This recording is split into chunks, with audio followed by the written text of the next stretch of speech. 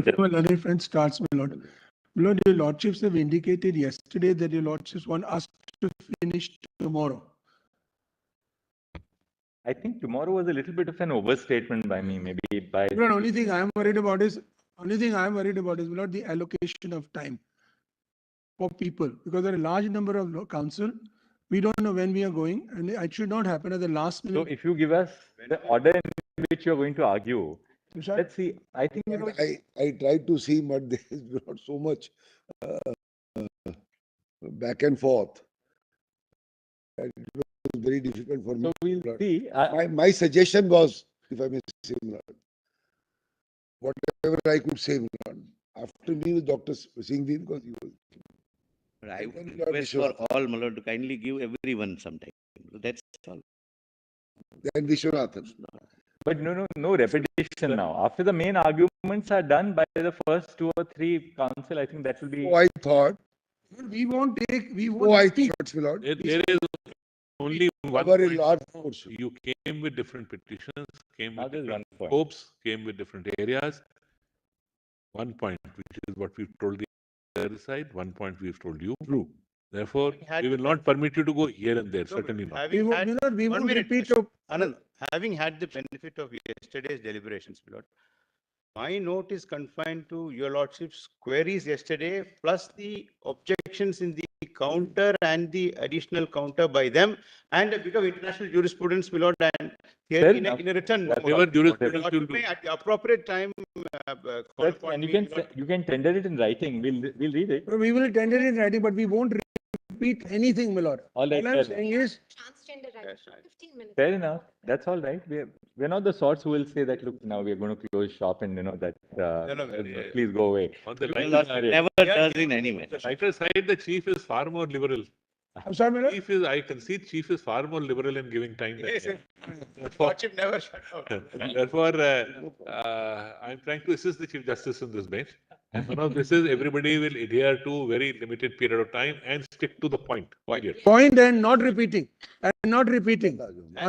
I'm not repeating. Prior written note. Lord, All right, one let's thing, get my lord, started. before my The lord, prior the written petition- note. Lord, before the petitioner starts, Outline, Lord, there is something which I need to place on record, my lord. Your lordships need not read. I have given the copies yesterday to the other side. What is it? What it is, my lord, in continuation of my request that states be heard. Lord, page 5, directly your lordships may come.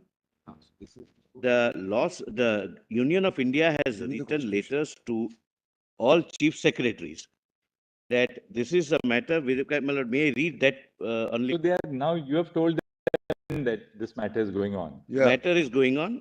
There are That's excellent. So that now, it's not that the states are unaware. You have informed them that if somebody has to say something, they'll. that would not, my lord, dilute my request that states should be issued notices. That's all. I'm, my lord, making it clear. That's So let me deal with that argument first before I go forward.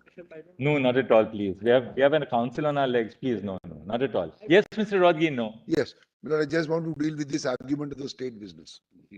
Milord, I am challenging, Milord, a central law.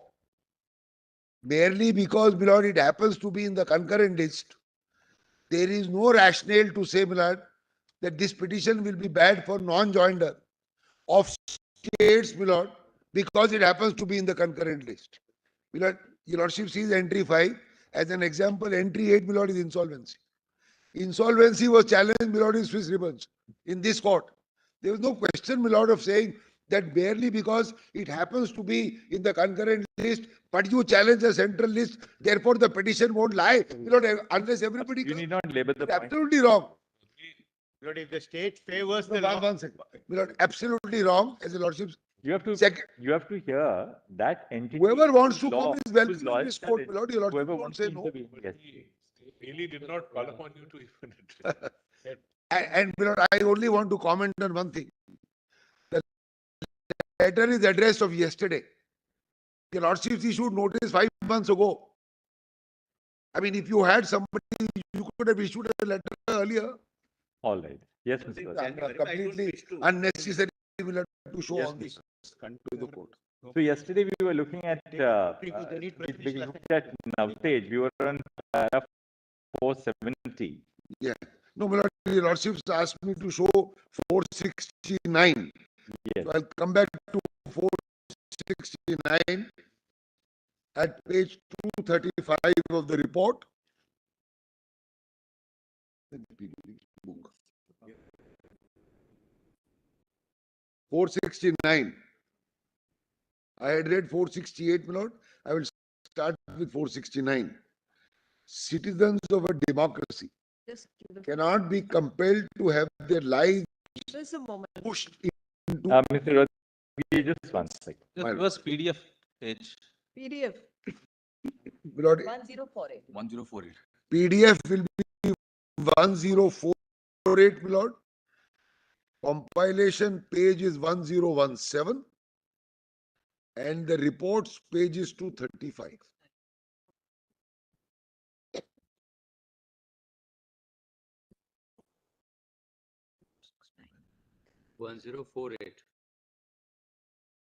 Compilation is? Which compilation is this? Volume? Compilation 1. Compilation 1, my lord. Compilation 4. Compilation 4, volume 1.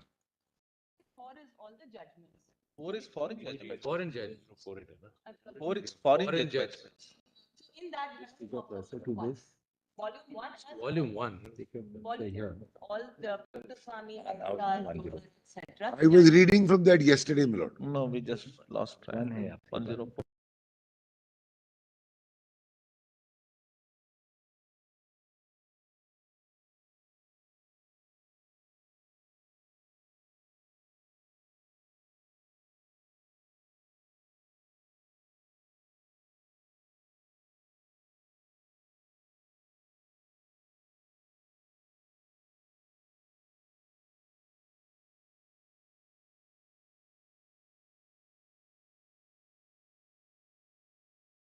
Your lordships have. 469. My lord, does Justice Call have it? My lord? Yeah. Little improvements from My yesterday. lord, let me start with respect from 468, my lord. The contextually 468. We are encouraged by your lordships for your efforts, lords. Mr. Dwivedi, I hope you are also working on your iPad. I thought I'll get away. 468. See if it's persuaded me to do. I'll try to persuade my lords, my colleague. The exercise of the natural and inalienable right to privacy entails allowing an individual the right to a self-determined sexual orientation. Thus, it is imperative to widen the scope of the right to privacy, to incorporate a right to sexual privacy, to protect the rights of sexual minorities, emanating from the inalienable right to privacy. The right to sexual privacy must be granted, it's important now, the sanctity of a natural right and be protected under the Constitution as fundamental to liberty and as a soulmate of dignity.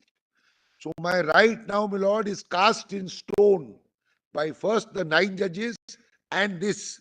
And if I may say so, my lord, in retrospect, I was thinking, in some measure, we are revisiting this issue, though this issue is decided. So, my lord, that's why I said, my lord, when we want request a declaration from my lordships, the declaration should not only be a badge, that I wear a badge by saying that the Supreme Court has given me the right to say that I am married. But, my lord, it must at least go forward, even in some limited extent, not, my lord, the entire panoply of all the laws, but at least, my lord, in those laws which are otherwise secular and which do not touch, my lord, personal laws, where that right has to flow and give me something real. I made a list of 4 or 5 items, my lord, as an example. Take, my lord, Payment of Gratuity Act. Other acts we provide pension. They provide, my lord, only to a spouse where the underlying thing that you are married. I'm going to give you, my lord, some of them. One of them, my lord, is the hold on. I'll give you, my lord. One of them is judge's pension. A judge's pension will go to a spouse. Now, a spouse presupposes that you have to be married. So, if one of us, my lord, becomes a judge, and then he gets a pension, tomorrow an issue will arise, whether you are going, who will get the pension? Lord, for example, under the Income Tax Act, a gift is exempt from tax, Lord, as between members of a spouse which predetermines not a marriage. Now, if you're going to do that, how will that work, Lord? So there are a large number of acts. So the secular acts, where, Lord, this issue doesn't arise of, Lord, personal laws. So the effect or declaration of marriage must flow to get us real rights, where, Lord, these day-to-day things, at least in secular parts, are, Lord, involved. Motor Vehicles Act, Gratuity Act, Pension Act, Lord, Juvenile Justice Act provides for, Lord, adoption. Says you can't adopt as a living, you can't adopt unless you are married. So all those, Lord, those at least it must flow. Otherwise, what will happen? I'm sorry to use the phrase, I get a declaration, I get a badge. 5 years ago, I got that there'll be no criminalization. After 5 years, I get this badge. Then, when I go somewhere, again those problems arise. They say, no, Supreme Court hasn't give you anything. Given you a badge of being married, fine. In society, you can go around and say, I am a couple who's married. But what is the real impact on the ground? Therefore, my lord, I have framed one or two reliefs, which I'll indicate. I'm only saying, my lord, idea should not be to go on revisiting the same issue from Puttu Swami and Navtej, back and forth, back and forth. And we should only, at the end, if your lordships give me some, my lord, declarations, as and when in some other issues, something has to be fleshed out, it will come back to court. Nobody can, my lord, think of impossible. Ring of litigations. Yes. Incrementally, as you call it. Yes. So rather than going at it whole hog. Yes. Whole hog you feel is a problem. Yes. Why is it a problem? No. I am not saying it's a problem. You don't want, because you don't want to open up the other fronts right now. You feel, what is the reason? You feel it's a distraction?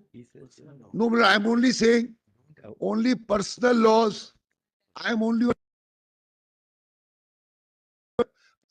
saying The point is, there is an organic hole in this. yes. That's one point is, Yes.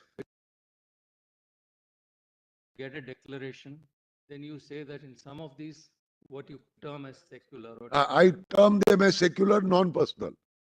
so far so good. Yes. But when it comes to personal law, this will also implicate personal law, isn't it? Because some of your Some of them will argue, my lord. Yes. Menka now, wants to argue. Therefore, You don't want to argue. All right. you may not argue. You have strategic reasons why you will not argue. But this court will have to engage itself once more, twice more, maybe 3 times or 4 times more. Yes, absolutely right. Each one of these. The question is then we are not looking at it as a whole. We are looking at it in a truncated manner, which means that we, perforce, for the sake of, let's say, convenience or clarity, we say that we confine this declaration or whatever relief you are seeking to the Special Marriage Act, right? Which means that others who do not wish to or are not aware of this form of marriage, and I use these words very carefully, who are not aware of this form of marriage, of this going through the civil form of marriage, we can't presuppose, we can't assume that everyone knows this. They are denied this, right? Either they choose their religion or whatever. If they choose to, then they are out of this. So that is one aspect. That is Second aspect is they intersect with personal law even here. So keep that in mind when you make this. yes, Malad. Yes. I'll get to later. Yes. I appreciate my lord, your lordship's comment. And I will so now 469. Citizens of a democracy cannot be compelled to have their lives pushed into obscurity by an oppressive colonial legislation in order to ensure the sexual and gender minorities' fulfillment of their fundamental right. It is imperative to confront the closet and, as the necessary consequence, confront compulsory heterosexuality. Confronting the closet will entail reclaiming markers of all desires, identities, and acts which challenge it. It also entail ensuring that individuals belonging to sexual minorities have the freedom to fully participate in public life, breaking the invisible barrier that heterosexuality imposes upon them. The choice of sexuality is at the core of privacy, but equally our constitutional jurisprudence must recognize that public assertion of identity found in sexual orientation is crucial to the exercise of freedom. But I submit 469 will fully apply, and instead of the words colonial legislation, we can use, Lord, the words colonial mindset. It is that mindset, my lord, which started from then. Society has evolved. Your lordship, my lord, struck down the barrier 5 years ago. But some parts of that mindset remain, which is evident from the stand of the respondents, including that of the states. And this mindset is, my lord, is implicit in the ground or at the ground level. Whenever we go to public spaces and in the so-called, my lord, the secular laws, which I'm mentioning, which also will have to be read in accord with the declaration, if your lordship so grant the declaration. In other words, I will propose at the end, but I will just preface. My lord, wherever husband and wife is used, make it gender neutral by using spouse. Wherever, my lord, man and woman is used, make it gender specific, gender neutral by saying, my lord, person. And I will give your lordship examples in the Special Marriage Act itself. So kindly, my lord, note this. Husband and wife should be used as spouse, and man and woman should be used as person. A large part of this, my lord, will solve our projected interpretation, my lord, of the Special Marriage Act. And what is good here must also apply across, my lord, the spectrum, at least of the acts, my lord, the examples of which I'm talking about. So that's why I said, my lord, 469 will fully apply by removing legislation into a mindset which is evident even today. Then, my lord, your lordship turns 471. 471 talked about reputable and disreputable sex. Kindly see, my lord, the last line of that page. If one accepts the proposition that public places are heteronormative and the same-sex sexual acts partially closeted, relegating homosexual acts into the private sphere would in effect reiterate the ambient heterosexism of the public space. Which means, my lord, in other words, the rule of majority in public spaces. It must be acknowledged that members belonging to sexual minorities are often subjected to harassment in public spaces. The right to sexual privacy, founded on the right of autonomy of a free individual, must capture the right of persons of the community to navigate public places on their own terms, free from state interference. What I'm really requesting, my lord, for a declaration of marriage is really a paraphrasing of this. When I walk into a public place, I walk into the public space with my partner, knowing that the law in the state recognizes this union as a marriage. Nobody will raise a finger of stigma against me. I walk into this public space. I walk into, my lord, public employment. I walk into private employment. I walk in, my lord, for pensions, gratuities, etc. That I am equal to the heterosexual group, and it's not that the heterosexual groups, my lord, wishes or desires or their orientation is one which is correct, and all others, my lord, are incorrect, in the same phrase as reputable and disreputable in 471.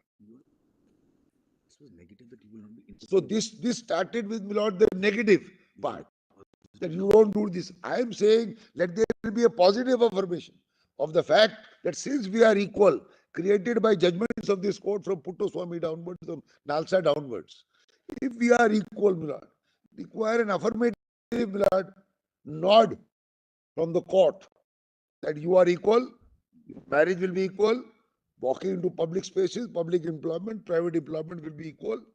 There will be no stigma. You will not be treated as lesser mortals, as was being suggested yesterday by one of them. And therefore, there will be full enjoyment of the right to life, dignified, privacy in my own house, in public spaces, in public employments. That is what, my lord, that is the adversity which we are facing today. I'm only trying to paraphrase the adversity which we are facing today. You go to a school, you write, my lord, parents, names, passports, all those things, my lord, create issues.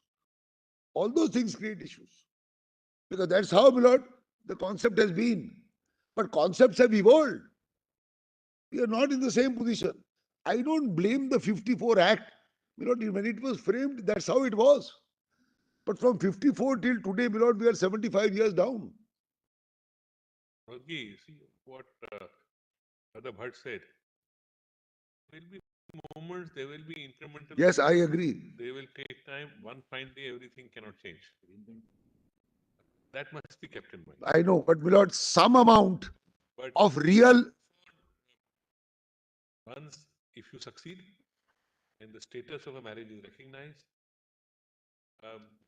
and if somebody doesn't follow that status of the marriage in another thing, then it's a, I would say it's a violation of the order of the Supreme Court, if we agree with you. Yes, If that is the position, then certain other changes will take some I have no doubt. steps, But more time. my lord, I entirely agree. I entirely agree. But it should not be. I am at the absolute threshold. I am saying it should not be only, my lord, with that declaration that I go away. I should get some real benefit, don't call it benefit, some real filtering down of the effect of the order of this court. If you succeed and it is held that under the Special Marriage Act, Yeah. this is a marriage which can be registered, that itself the registration is what you get. I appreciate, but my lord, in several acts, I mean, what I'm trying to say is, my lord, it's like saying that consequential effect will follow. It will, Something like that, my lord. If I may show, my lord, I have tried to frame, give copies. there may be.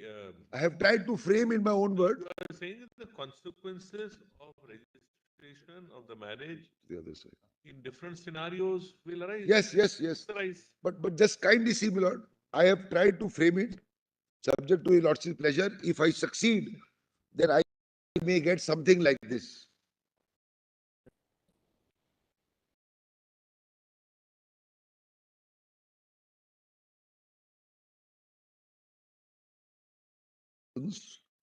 Are entitled to marry under the Special Marriage Act, regardless of their gender identity and sexual orientation.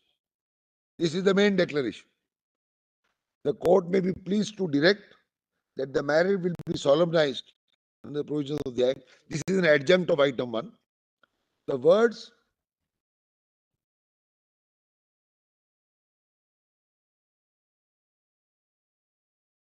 So the first three. yes, yes. But my lord, I am more interested in 4. Have a look at 4. I said 4 is a consequence of us. Yeah, my lord, 1, 2, and 3 are really, my lord, paraphrasing the same thing. See 4. This I respectfully submit, my lord, subject to your lordship's pleasure. The court may be pleased to direct that all laws where rights, duties, obligations, and privileges flowing from marriage are conferred to a heterosexual couple married under the, sorry. Same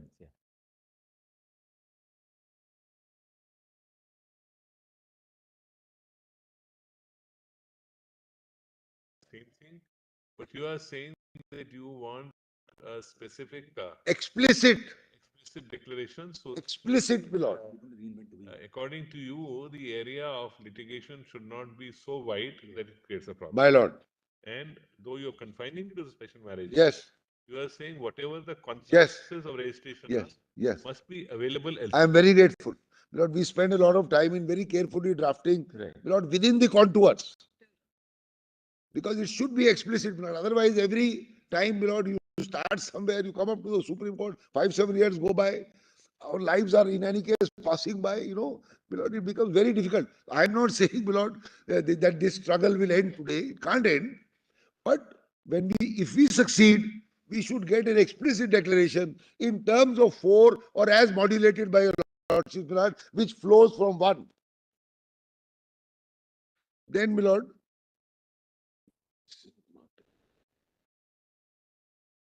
Mr. Rohde, perhaps you may want to look at para 478 and 482. yes, I was going to. My lord, I also wanted to read 472. 470. It's very important. Very important because of the heading. My lord, see, deconstructing the heteronormative framework. I am again and again, my lord, hitting this part because we are being buried under the pressure of the majority. Wherever we go, wherever we stand, wherever we apply, I am buried under that, my lord. Oh, look, this is abnormal. What is normal is what is majority. But that is not the law, my lord. That's a mindset. That is not the law, but that's a mindset which is troubling us, my lord, in our daily lives. This is only an example to say public space is that. But that's what is troubling us, my lord. Therefore, my lord, the importance is deconstructing the heteronormative framework. This is what I'm driving at. In the absence of a protected zone of privacy, individuals are forced to conform to societal stereotypes. Swami has characterized the right to privacy as a shield against forced homogeneity and as an essential attribute to achieve personhood. So I have that shield. That shield must be made explicit that I will not, my lord, be traumatized or stigmatized only because I don't conform to the heteronormative majority. Then, my lord, after the quotation of Swami towards Placidum F, this court has recognized the right of an individual to break free from the demands of society and the need to foster a plural and an inclusive culture. The judgment of 4 judges in Swami said this. Kindly leave this, my lord. Kindly come to 474 for a few words. The right to privacy enables an individual to exercise his or her autonomy away from the glare of societal expectation. The realization of human personality is dependent on the autonomy of an individual. In a liberal democracy, the recognition of the individual as an autonomous person is an acknowledgement of the state's respect for the capacity of the individual to make independent choices. The right to privacy must be construed to signify that not only certain acts no longer immoral, but there also exists an affirmative moral right to do them. I rely a lot on this part because the immoral part is now gone. So the negative and the positive. That's how we have our constitution also have affirmative, Milad, roles. Then, Milad, there's a quotation by Richards. Your Lordship may then turn 478, Milord, and 479. An individual's sexuality cannot be put in boxes or compartmentalized. It should rather be viewed as fluid, granting the individual the freedom to ascertain his or her own desire and proclivities. The self-determination of sexual orientation is the exercise of autonomy. Accepting the role of human sexuality as an independent force in the development of personhood, acknowledgement of crucial role of sexual autonomy in the idea of free individual. Such an interpretive of autonomy has implications for widening applications of human rights to sexuality. Sexuality cannot be construed as something the state has the prerogative. No, this is important. Let me read this right again. Sexuality cannot be construed as something that the state has the prerogative to legitimize only in the form of rigid marital procreational sex. This is exactly, my lord, the argument of the other side. Biological man, biological woman, their union is marriage. Marriage will lead to procreation. That is the order of nature and nothing more. That is exactly the argument even today. That's why I say, my lord, in some ways we are revisiting it. Because apart from criminalization, I still face, my lord, these problems. Sexuality must be construed as a fundamental experience through which individuals define the meaning of their lives. Human sexuality cannot be defined narrowly in terms of function as a means to procreation. So, my lord, not the narrow or a pedantic view. To confine it to closed categories will result in denuding human liberty of its full content and a constitutional right. The Constitution protects the fluidities of sexual experience. It leaves to consenting adults to find fulfillment in the relationship, diversity of culture, among plural ways of life, infinite shades of love and longing. By criminalizing consensual acts who wish to exercise their right, state is denying a citizen the right to intimacy. The right to intimacy emanates from individual prerogative to engage in sexual rights, etc. Then, my lord, Shakti Vahini. That's important. My lord, I will not read Shakti Vahini because Shakti Vahini is quoted here. But my lord may note, my lord, on the side, there are three judgments: Shakti Vahini, Shafin Jahan, Lakshmi, and Deepika. I'll repeat, my lord. Shakti Vahini, Shafin Jahan, Lakshmi, and Deepika. These are four judgments which lay down and reiterate one principle, that every person is entitled to marry a person of his or her own choice. If it applies, Lord, to the heterosexual group or majority, I respectfully submit it will apply equally, my lord. To us, we may be a minuscule minority, but having the same rights are entitled to the same declaration granted, my lord, by this court in these four cases. Then, my lord, 480. In Shakti Vahini, a three-judge bench of this court issued a directive to prevent honor killings at the behest of Khap Panchayat and protect persons who entered into marriage that did not have approval of Panchayat. So Panchayat can be Panchayat, community, whatever you call it. The court recognized the right to choose a life partner as a fundamental right. The learned Chief Justice held. When two adults consensually choose each other as life partners, it is a manifestation of the choice which is recognized in Article 1921. Such a right has a sanction of constitutional law. Once it is recognized, the right needs to be protected, cannot succumb to the conception of class honor or group. Then, Milord 481, Shafin Jahan.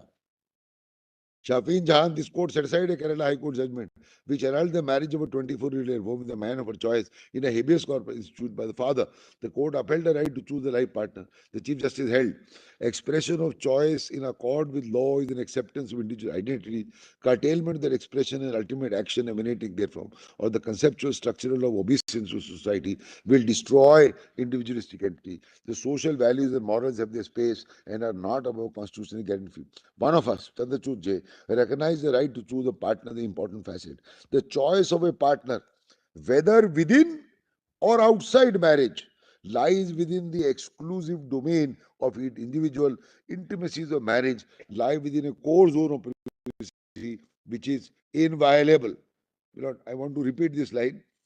Intimacies of marriage lie within a core zone of privacy which is inviolable. The absolute right of the individual to lose a life partner is not in the least affected by matters of faith. Social approval for intimate personal decisions is not the basis. So, majority is not the basis. It is my right. If it is the right, my lord, of the heterosexual group, I would respectfully submit it is jolly well, my lord, our right, because we are, my lord, equal human beings entitled to the benefits of the Constitution in the same manner as anybody else. Then, my lord, the judgment in Shafin Jahan delineated a space where an individual enjoys the autonomy of making intimate personal decisions. The strength of the Constitution, therefore, lies in the guarantee which it affords that each individual will have a protected entitlement in determining a partner, choice of partner, share intimacy within or outside marriage.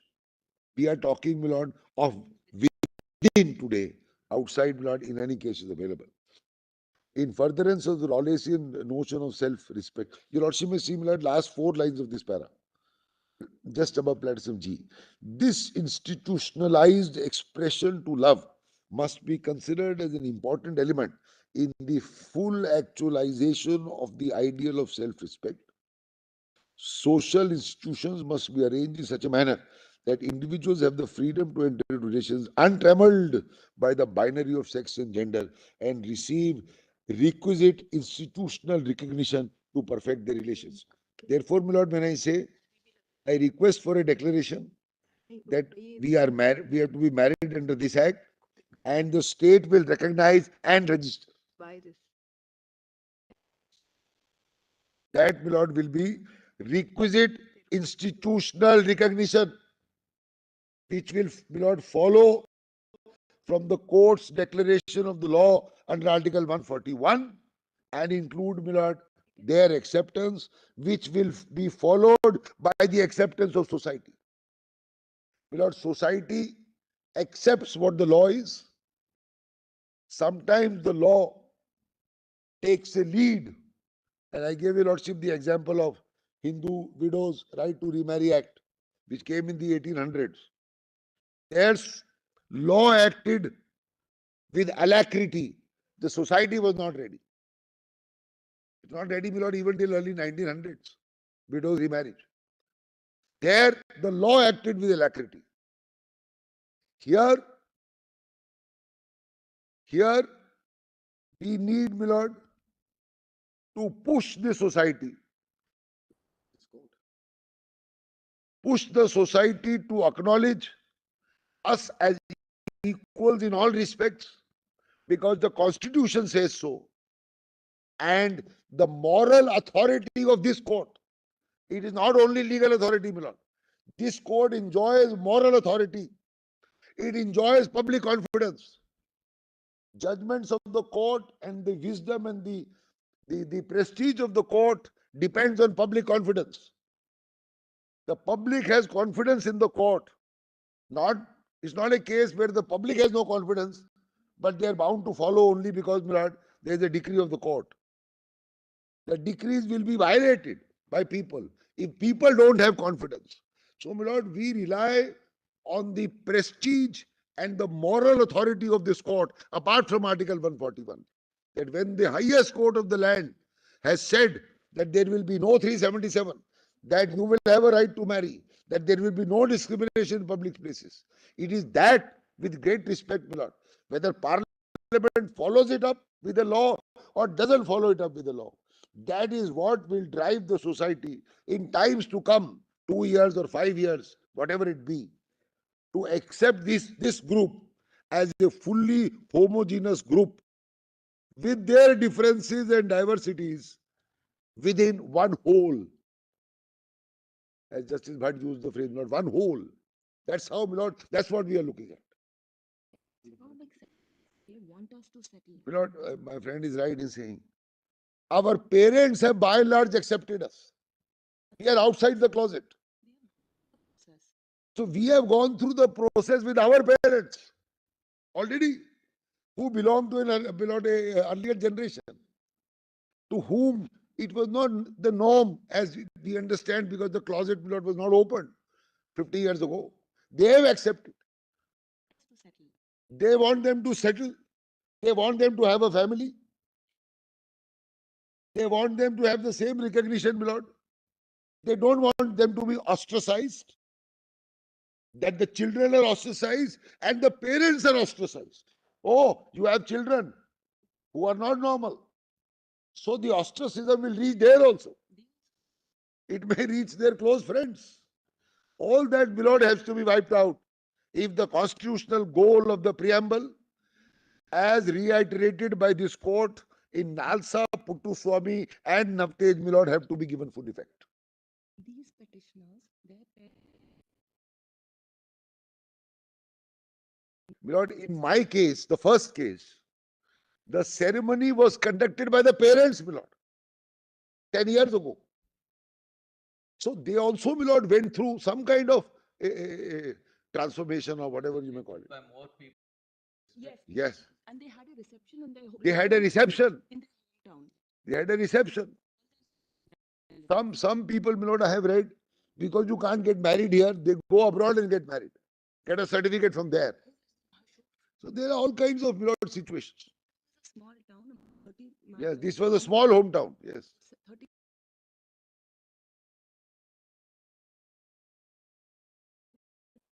Then, my lord,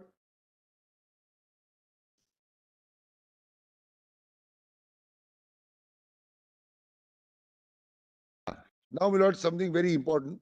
Kindly turn, my lord, to para 553. There is, my lord, in Justice Chandrachud's opinion, a huge discussion of foreign cases, but para 553 is, my lord, US versus Windsor relating to DOMA, which I had given in that chart. So that description is here, my lord. It's important to read that. Because Nepal, recently 2 weeks ago, another judge from Nepal has come with translation by tomorrow. Only one more thing, my lord. Mr. Kirpal tells me just above 551, there is a reference to Nepal, my lord. Yes. There is a reference to Nepal just above para 551. What is that? Sunil, Sunil. Yes. Sunil Babu Pant. Just above para 551. 550. 550.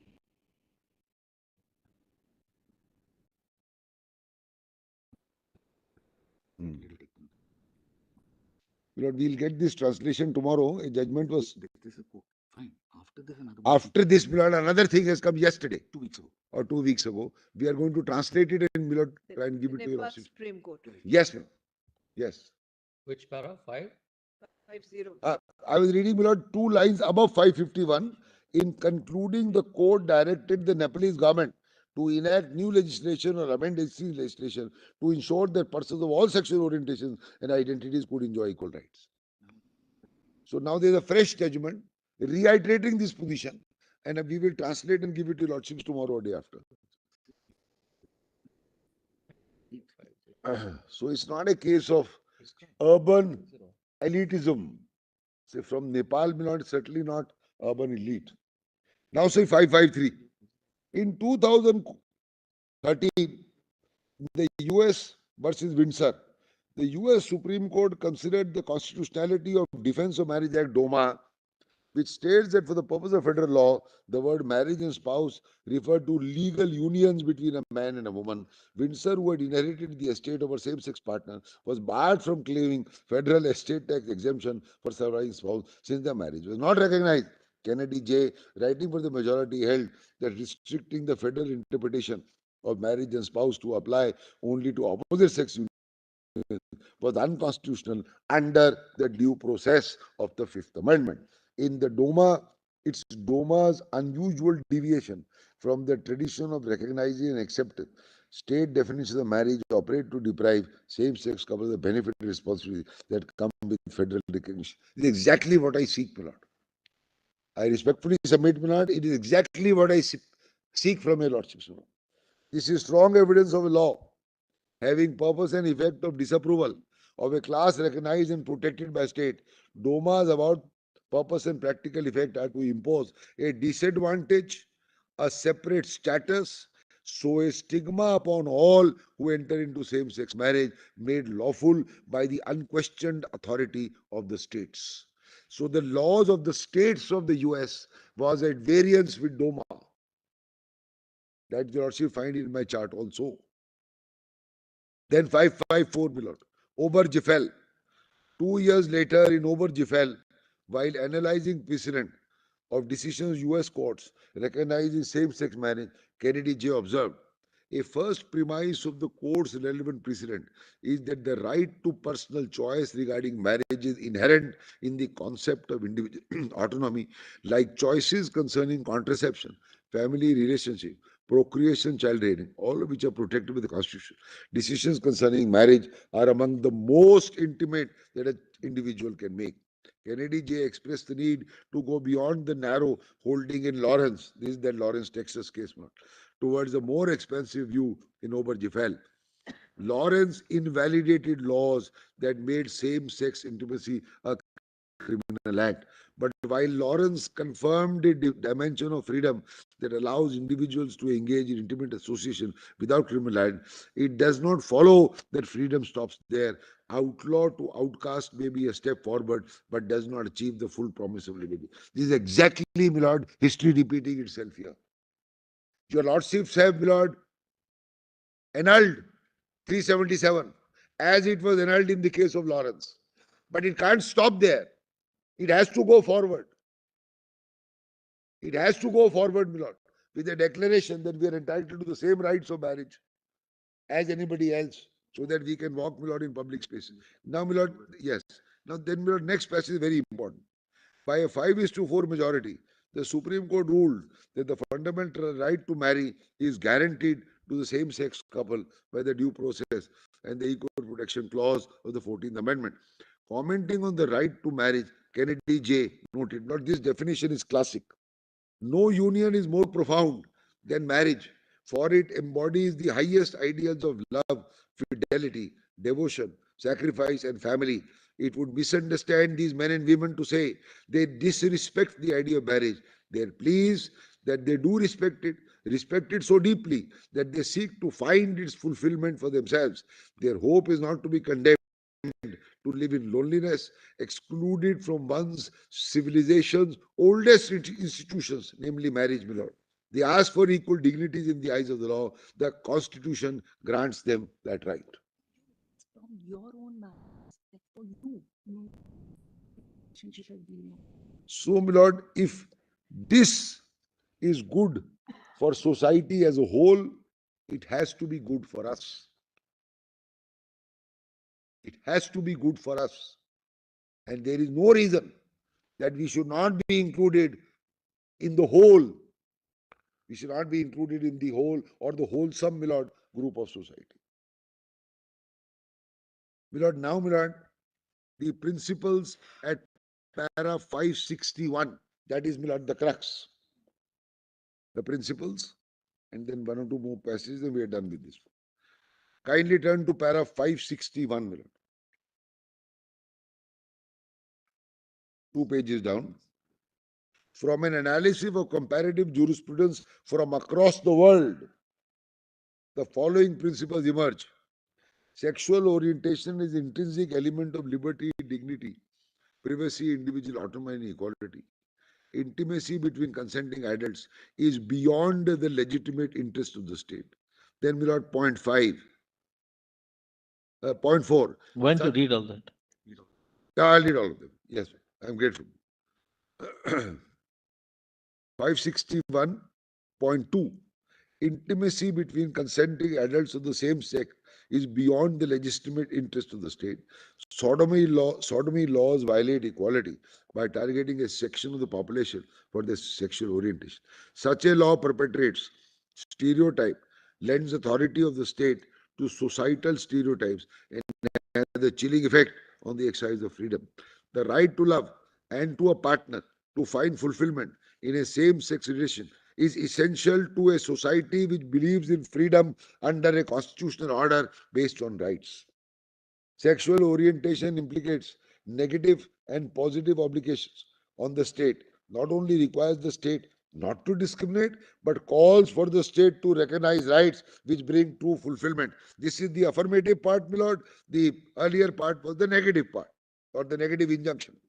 The constitutional principles which have led to decriminalization must continuously engage in a rights discourse to ensure that the same-sex relationship find true fulfillment in every facet of life. I pause here for a minute. This is what I'm driving at. I require beyond the badge. I require this, my lord, I respectfully submit. Beyond the badge that I am married. Every facet of life where we face pitfalls when we go outside, my lord, the courtroom and deal with, my lord, like ordinary mortals. This is what we, my lord, face. The law cannot discriminate against same-sex relationship. It must also take positive steps. This is the affirmative part. The state should rather, my lord, come forward and say, all right, we accept gracefully, not grudgingly. The solicitor referred to the affidavit filed in Naftage. We were in Navtej. The affidavit said we leave it to the court. But the court commented on it in Navtej that we wish that you should have taken a stand in just leaving it on our shoulders. So it's not a matter of grace that the court said there, oh, we leave it to you. That's what the comment is in Navtej, Milord. Now, Milord, 564. This evolution has enabled societies governed by liberal constitutional values, such as liberty, dignity, and privacy, equality, and individual autonomy to move beyond decriminalization of offenses involving consensual same-sex relations. Decriminalization is, of course, necessary to bury the ghost of morality, which flourished in a radically different age in time. I submit, my lord, history is repeating itself. This was only 5 years ago. But decriminalization is a first step. Please mark this, my lord. Kindly read, my lord, the conclusions with this. If this is the first step, the affirmative steps remain. And I submit, my lord, that the prayers that I respectfully seek from your lordships are affirmative steps which will help me lead a dignified life like any other person. Then, my lord, then your lordship may see only one more. But the last 4 lines of the Yes, my lord, I'll read. Constitution principle, yeah. Yeah. Sorry, my lord, I should have read more. 51.7. I should have read more. 564. 564. What was they reading? After the first step, the constitutional principles on which it is based have application to a broader range of entitlements. The Indian constitution is based on the abiding faith in the constitutional values. In the march of civilizations across spectrum of compassionate global order, India cannot be left behind. My lord, we have to at least go hand in hand with Nepal. Let's forget anything else. My lord, we are in this region. Let's not talk about the America. My lord, in the US also, a large part of the society is very conservative. Large part. That's why, my lord, you had this DOMA and this, that. And the fact that now in the recent past, they have gone back, my lord, on abortions. They have gone back on abortions. It's not as if that, my lord, they being a industrialized country, they are very much ahead. The entire South, the rednecks as they call themselves, they are conservative. After Obergefell, they have So after Obergefell, it has been accepted and they have passed an act now. I mentioned that. opinion changes. So things change when the moral authority of an institution says that this is how, please, you look through this prism of gender neutrality. Do not look through the prism. Milord, sorry to go back. This Victorian morality issue, Milord, came in 1800s when, Milord, Mr. Macaulay framed this law. You go back to Indian text. For hundreds of years, Milord, you go to Khajuraho, go to other places. You see, Milord, these acts are depicted on the walls for thousands of years. That remained, Milord, the concept of morality. It was not, Milord, this Victorian morality which was in India for 1000 years. Our morality was very, very different, far more advanced, not Victorian, not stereotyped, not stigmatized in this form, not, Milord, this formal thing. You can go to so many places and see. But when, Milord, it changed, we have had a succession from, Milord, Lodi dynasty. Lodi Gardens, Milord, dynasty, 1000 years old. Then came, Milord, the Mughal dynasty in the 1500s, when Babur came. Then came the British. They occupied India. They imposed, Milord, their code and their moralities. So the society has traveled, Milord, through, I mean, Milord, twisting, if I may say so, twisting sands of time. What we were thousands of years ago, what we were, Milord, in the Mughal period, what we were, Milord, in the British period. And that British period stuck because they made the laws. They conquered India. India became one, Milord, dominion, like Africa, like many other dominions. We became a dominion. And those laws were imposed on us. Those Victorian morals were imposed. I am not on a debate, Milord, what is right, what is wrong. But that is how the shifting sands of time have, my lord, gone over thousands of years. That's why these words are important. That in the march, my lord, in this march, India can't be left behind. And more so, my lord, at least we don't have a debate like England. They don't have, my lord, a written constitution. So it's a matter of debate what the conventions are or what they are not. We have a written constitution like the US. Our constitution is very, very clear. And this, my lord, golden thread, if I may use again, my lord, the preamble 14, 15, 16, 19 and 21 is now cast in stone by several judgments of this court on secularism, pluralism, constitutional morality, no right, my lord, of the heterogeneous majority to steamroll the minority. And in the recent past, we start from Nalsa. I can go back, my lord, to a large number of judgments. But then that debate, my lord, will unnecessarily go on. We don't need that because there is no discordant note. Wherever there was a discordant note, my lord, your lordships have corrected. MP Sharma had a discordant note. And MP Sharma is of the 50s and 60s, my lord. Your lordships have corrected. My lord, the Chief Justice, my lord, also corrected. ADM Jabalpur. So discordant note. One discordant note, MP Sharma, another discordant note. They have been corrected by this court. So, my lord, this court has proceeded in the last 70 years, by and large, on one track, upholding the values of the Constitution, talking about constitutional morality, talking about the fact that if one man, my lord, is discriminated, he can come to the Supreme Court, notwithstanding that, my lord, hundreds and crores stand one way. One man has the right to come to this court and he need not wait for Parliament. Because this court is the guarantor, my lord, and the protector of fundamental rights. The lordships have said repeatedly. Repeatedly. I mean, you don't need to cite cases of that. So if that is, my lord, the position, and India has to go forward, this court takes the lead with its moral authority and legal authority in providing a declaration saying that this is the next step after 377. Look, Mr. Society, this is the norm. Follow this norm. Remove the dogma. Remove the stigma. That is why, my lord, your lordship said, give wide publicity. That's not normally, your lordship don't say that normally. The reason is you are dealing, my lord, with something which is a little out of the normal. It's not, my lord, a case of property or, my lord, money going here or something. It's not one of those cases. It's a very different case. So the obligations, my lord, rest heavily on this court because of its moral authority and the public confidence in the court, more than, my lord, the legal part. Now, my lord, para 600 is very important. Kindly turn to para 600 and 601. And then, my lord, 2-3 more paras, then we are done with this.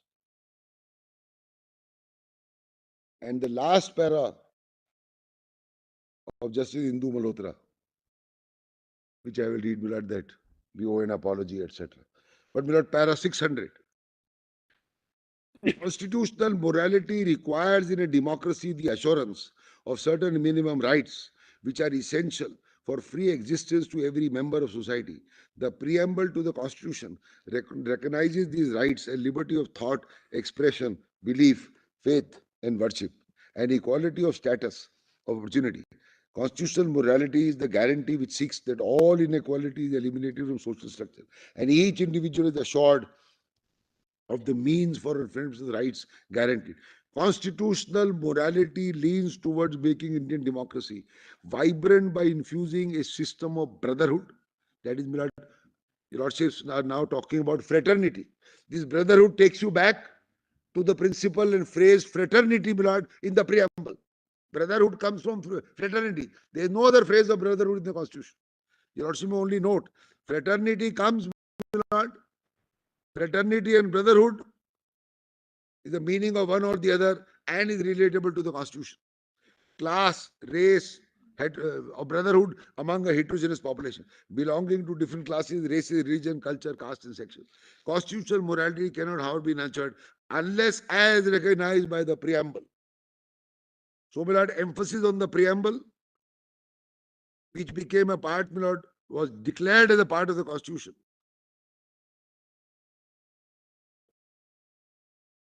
There exists fraternity which assures and maintains the dignity of each Indian.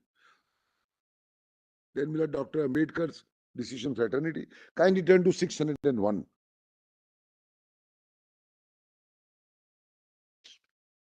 And as I said, my lord, when the Hindu Code came in 1950, Parliament was not ready. The Hindu Code, my lord, was not only Hindu Marriage Act. It had adoption, success, so many things. My lord. So, my lord, it's not accepted. And Dr. Ambedkar had to resign. Then it came, my lord, in a truncated form. First, my lord, this Hindu Marriage Act, then Succession Act, and the adoption, guardianship, all that, my lord, came separately, not as a part of the Hindu Code bill. So the import is, what was not accepted in 1950 was accepted by Parliament in 56, 58, etc. when it went on. And then became the norm of society. Because nobody says today that there is some error in the Hindu Marriage Act. Prior to, my lord, the Hindu Marriage Act, one could marry, my lord, 3 times. A Hindu could marry, have 3 wives. That became, my lord, an anathema when India progressed to the Hindu Marriage Act. That was the law prevailing from the times of the Mughals, the British. So we brought in a new social order. Sorry. This is the double-edged sword. Because then the argument of the other side is let the parliament do it. And It's all right, but Society changes. point is, Milad. Sometimes, as I said, Milad, the law takes the lead. Sometimes society takes the lead. Mr. Rotigi, your broad argument there would be that we are talking of constitutional morality. When Myra. somebody performs it, that is also constitutional. That's right. I'm grateful. And Milad, the simple answer is this, to this query being raised again and again. The power, jurisdiction, obligation, and responsibility of this court, Milad, which is cast on this court under the Constitution, is only cast on this court. Even the High Court doesn't have that power. Only this court, as the final protector of fundamental rights and the final arbiter of what the law is and what the Constitution is. 32 is itself a fundamental right. If, my lord, I have a right, and that right is not being, my lord, given its full play, is being clouded or shrouded in some form by the majority, and if I may say so, by the state accepting the majority as correct, I have a right to come to this court, and this court will fail in its duty under the Constitution if, my lord, it does not remedy my right. Say, no, I can't do anything. You wait for Parliament. My lord, there can't be a mandamus to Parliament. I have no voice in Parliament. I have a voice to come to, my lord, open the doors of this court and come here and plead before your lordships. None of us have a right to go anywhere else. Except to, oh, you are a representative in Parliament, you go to your MLA, you tell your MLA, MLA will go there. That's not an answer, my lord, to the Constitution. the constitutional touchstone only. I am grateful. That's, my lord, where it stands. And, my lord, this argument has been raised in other cases also. Oh, only 10 or 20 people are affected. Thousands have accepted. Take, my lord, some resolution or some decision of a government. Your lordships have always, my lord, struck down the argument. If one man is affected, he has a right to say that he is affected. If his grievance is valid, then the court will act on it. And that this 100, 200 business was one of the foundations, my lord, in Kaushal. Your lordship may note that. That judgment, my lord, which overruled Nas of this court, which was overruled in Navtej and Puttaswamy, that judgment said, oh, you are a small minority, you are piffling minority, and 200 prosecutions, what's a big deal? In a country of 100 crore, is minuscule. So, my lord, something like de minimis. Your lordships have a principle of de minimis. If it is so, my lord, inconsequential, the court may not act. Yeah. That judgment was founded, my lord, on de minimis. The point is, if one man's fundamental right, my lord, is affected, he has a right to come. And that judgment, therefore, was completely wrong. in applying a principle of de minimis on the violation of a fundamental right.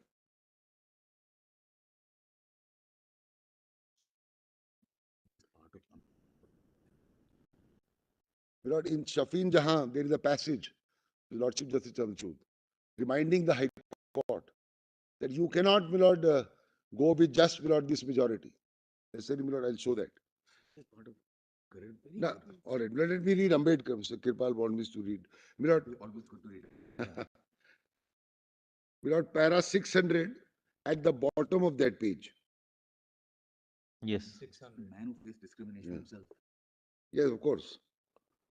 My Lord, your Lordships are aware in London, wherever, my Lord, famous people have lived, their names are, my Lord, in a blue plaque on a building that here lived, say, X or Y. And one of those houses is where Dr. Ambedkar lived. With that blue plaque, they give the period where so and so lived, whether it's a Churchill or whoever it was. That's what Ambedkar. An ideal society should be mobile, should be full of channels for conveying a change taking place in one part to the other parts. In an ideal society, there should be many interests consciously communicated and shared. There should be varied and free points of contact with other modes of association. In other words, there must be social endomosis. What does that mean? Endo-osmosis. This is the fraternity, which is also another name for democracy. In his address, last address to the Constitutional Assembly, he defined the fraternity as a sense of common brotherhood of all Indians. As in the social and economic plane, Indian society was based on graded inequality. Dr. Ambedkar had warned in clear terms, without fraternity, liberty, and equality cannot become, equality cannot, not, and therefore is this, that cannot become a natural course of things. It would require a constable to enforce them. Without fraternity, equality, and liberty, there will be no deeper than coats of paint. Constitutional morality requires that all citizens need to have a closer look at and understand and imbibe the broad values of the Constitution, which are based on liberty, equality, freedom. Constitutional morality is thus the guiding spirit to achieve transformation, which above all the Constitution seeks to achieve. The acknowledgement carries a necessary implication. The process through which a society matures and imbibes constitutional morality is gradual, perhaps interminably so. Hence, constitutional courts are entrusted with the duty to act as external facilitators. Very important phrase, my lord. To act as an external facilitators and to be a vigilant safeguard against excesses of state power and democratic concentration of power. This court, being the highest constitutional court, has the responsibility to monitor the preservation of constitutional morality as an instrument of fostering conditions for human dignity and liberty to flourish. Popular public morality cannot affect the decisions of this court. I would like to add also, my lord, cannot defer the decisions of this court for the legislative process. Then we'll add 604 on the next page. Invocation of constitutional morality must be seen as an extension of Dr. Ambedkar's formulation of social reform and constitutional transformation, highlighting the significance of individual rights and social terms. He observed, the assertion by the individual of his own opinion and beliefs, his own independent interest is over, and against group standards, group authorities, and group interests in the beginning of all reform. So, my lord, reform is also a continuous process. Society has gone through a large number of reforms, from widows, from child marriages, from this, that, and the other. Now, my lord, 606. Constitutional morality will impact upon any law which deprives the LGBT individuals of their entitlement to a full and equal citizenship. It's again a reiteration of what I respectfully seek from this court. Nobody can deny, my lord, a full and equal citizenship will be sans marriage, will be sans a family, will be sans the respect of a marriage, and forever to be treated as those two people. After the constitution came into force, no law can be divorced from constitutional morality. Society cannot dictate the expression of social sexuality between consenting. This is a private affair. Constitutional morality will supersede any culture or tradition. The interpretation of a right in matter of decriminalization is beyond the determination, so may be determined by the norms. So, my lord, will supersede any culture or tradition. Reference was made to culture or tradition by the other side yesterday. 608. LGBT living under the threat of conformity, grounded in culture, morality have been denied to a basic human existence. They have been stereotyped and prejudiced. Constitutional morality requires this court not to turn a blind eye to their right to an equal participation in citizenship and equal enjoyment of life. Constitutional morality requires that this court must act as a counter majority institution which discharges the responsibility of protecting constitutional entrenched rights regardless of what the majority may believe. Constitutional morality must turn into a habit by citizens. I respectfully submit, my lord, it will become a habit only when it is so declared by an authority no less than the Supreme Court on account, my lord, of its moral authority. By respecting the dignity, this court is only fulfilling the foundational promises of our constitution, which is, my lord, way back in 1950. Today we are in 2023.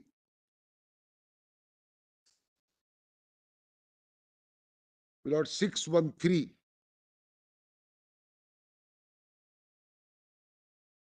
613. Now, my lord, 613 will apply equally to the next step, namely marriage. The choice of a partner, the desire for personal intimacy, and yearning to find love and fulfillment in human relationships have a universal appeal, straddling the age and time. In protecting consensual intimacies, the Constitution adopts a simple principle. The state has no business to intrude in these personal matters, nor can societal notions of a heteronormative regulate constitutional liberties based on sexual orientation. Actually, my lord, most of this applies not only to, my lord, decriminalization, applies to our position today. Maybe it had been argued then, maybe it would have been done then, because this is the basis. I am not invoking any new basis, my lord. The basis is already set. It's already the law of the land. But it stopped at decriminalization because that was the issue then. But, my lord, Nalsa, Puttu Swami, and this, and the basis and the groundwork cemented by this court is the groundwork for the declaration which I seek, my lord. I seek no more. I don't seek any extension. It is already here. Everything is here. See 615, my lord. Second line. In addressing the LGBT rights, the Constitution speaks as well to the rest of society. In recognizing the rights of LGBT, the Constitution asserts itself as a text for governance about the dominance of sex, which promotes true equality, does so by questioning prevailing notions about the dominance of sexes and genders. In its transformational role, the Constitution directs our attention to resolve the polarities of sex and binary gender.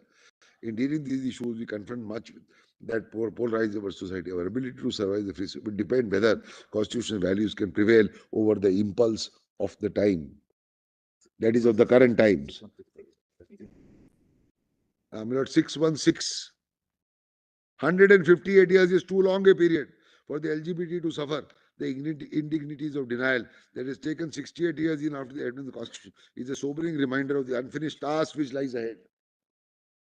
Also a time to invoke the transformative power of the Constitution. Then we had the declarations in 618. See, we had 618 too. Now it applies equally here today. It doesn't apply or limited only to decriminalization, my lord. See 6182. Members of the community are entitled as all citizens to the full range of constitutional rights, including liberties. The choice of whom to partner, ability to find fulfillment in intimacy, right not to be subject to systemic behavior are intrinsic to constitutional protection. This applies equally to marriage. Not restricted, Miller, only to that no case will be filed against you. Point 4, Miller. Members are entitled to the benefit of equal citizenship. This is the broadest phrase. without discrimination and to the equal protection. I respectfully submit, my lord, these principles apply with equal force today. After a passage of 5 years, these principles are the same even for what I want. Then only one thing, my lord, I wanted to show. Kindly, my lord, turn to 640. This is Justice Indu Malhotra. 640.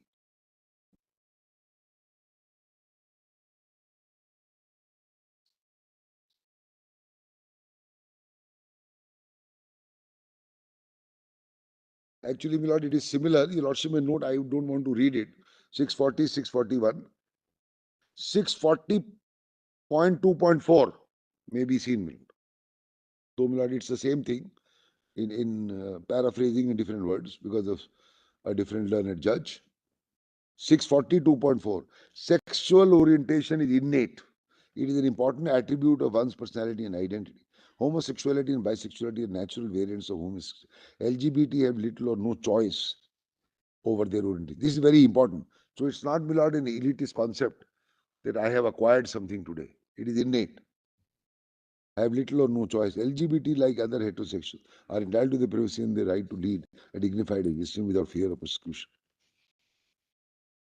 So it's not prosecution only, it is persecution. They are entitled to complete autonomy over the most intimate decisions relating to personal life, including the choice of partners. So, my lord, it will include a sexual act, it will include companionship, it will include marriage, it will include family, it will include walking in public and other spaces. Then, my lord, right to privacy is 640.3. 640.3.3, your lordship may mark placetum E. The right to privacy is not simply the right to be let alone. It has traveled far beyond that. It now incorporates the idea of spatial privacy, decisional privacy, or privacy of choice, extend to the right of fundamental personal choices, including those relating to sexual conduct. So, we have right to make a fundamental personal choice, not limited to sexual conduct, will include, willy-nilly, will include, my lord, marriage. And then, after life, right to health, my lord, your lordship will have, my lord, 644. I wanted to read that note. 644.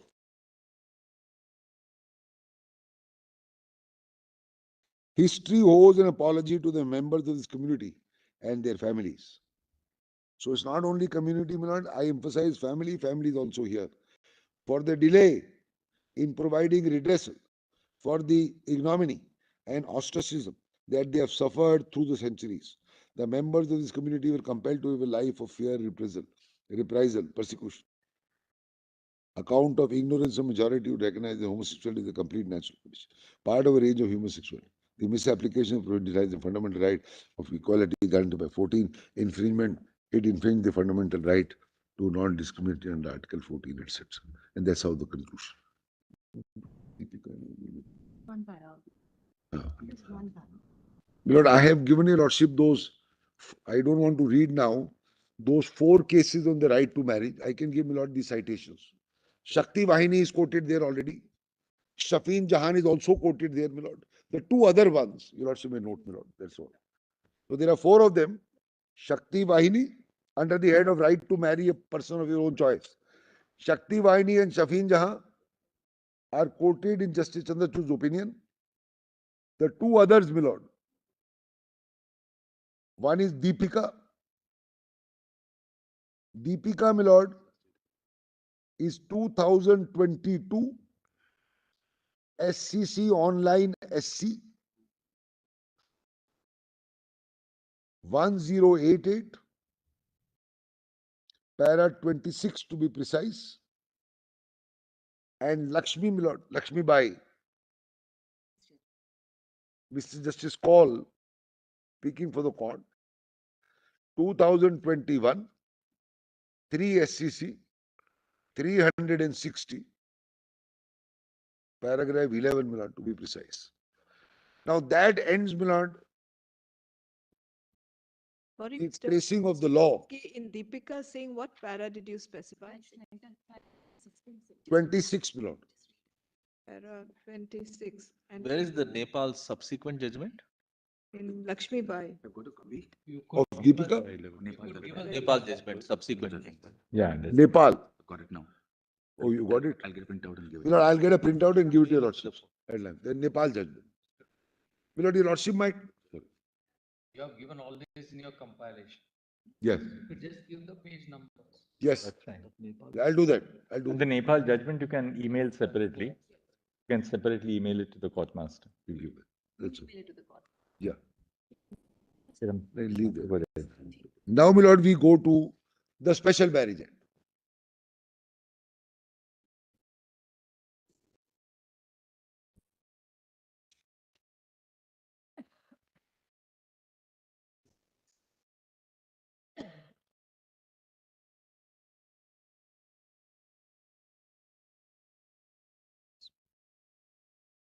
Kindly see, my lord, section 2, B.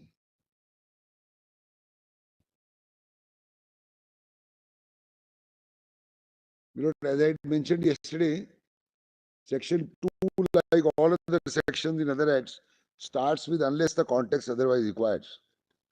So, there is elasticity as a measure of a legislative tool to alter the definitions if the context requires, my lord, because no act can look at all the situations which may arise.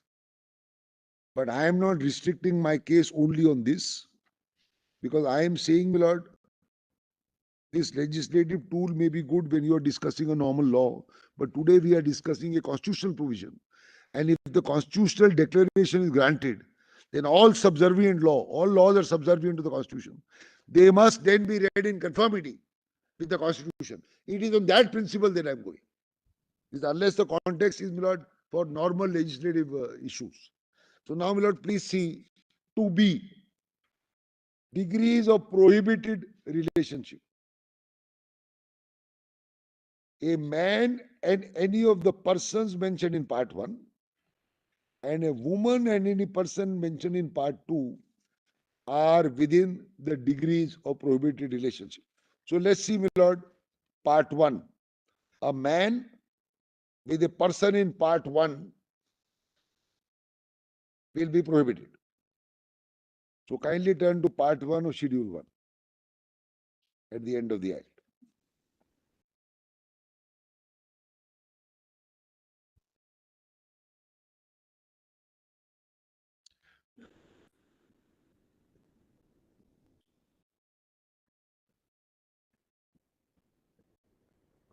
So that's in part 2. What parts will apply? Now, my lord, see part 1. This is all women. So prohibition is that a man will not have a union with all the persons named in part 1, and similarly a woman will not have a relationship and will be prohibited from having a relationship with the males mentioned in part 2. Lord, it's what, exactly the same thing. Now technically, my lord, father is missing in part 1. I am just posing a question. So a man cannot have a relationship with all those who are named in part 1 who are women. But technically it can include a father. I am only saying technically. Similarly, my lord, in part 2, a woman cannot have any relationship with all the males mentioned in part 2, but technically it include a mother. My lord, it's not there. It's just a conundrum, my lord. But my lord, if you read it now, the way I am saying, if you read it the way I am saying,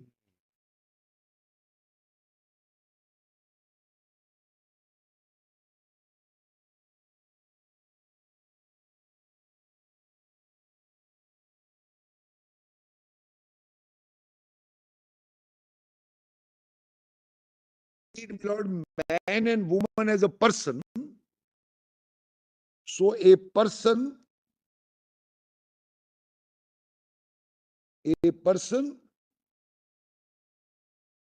and any person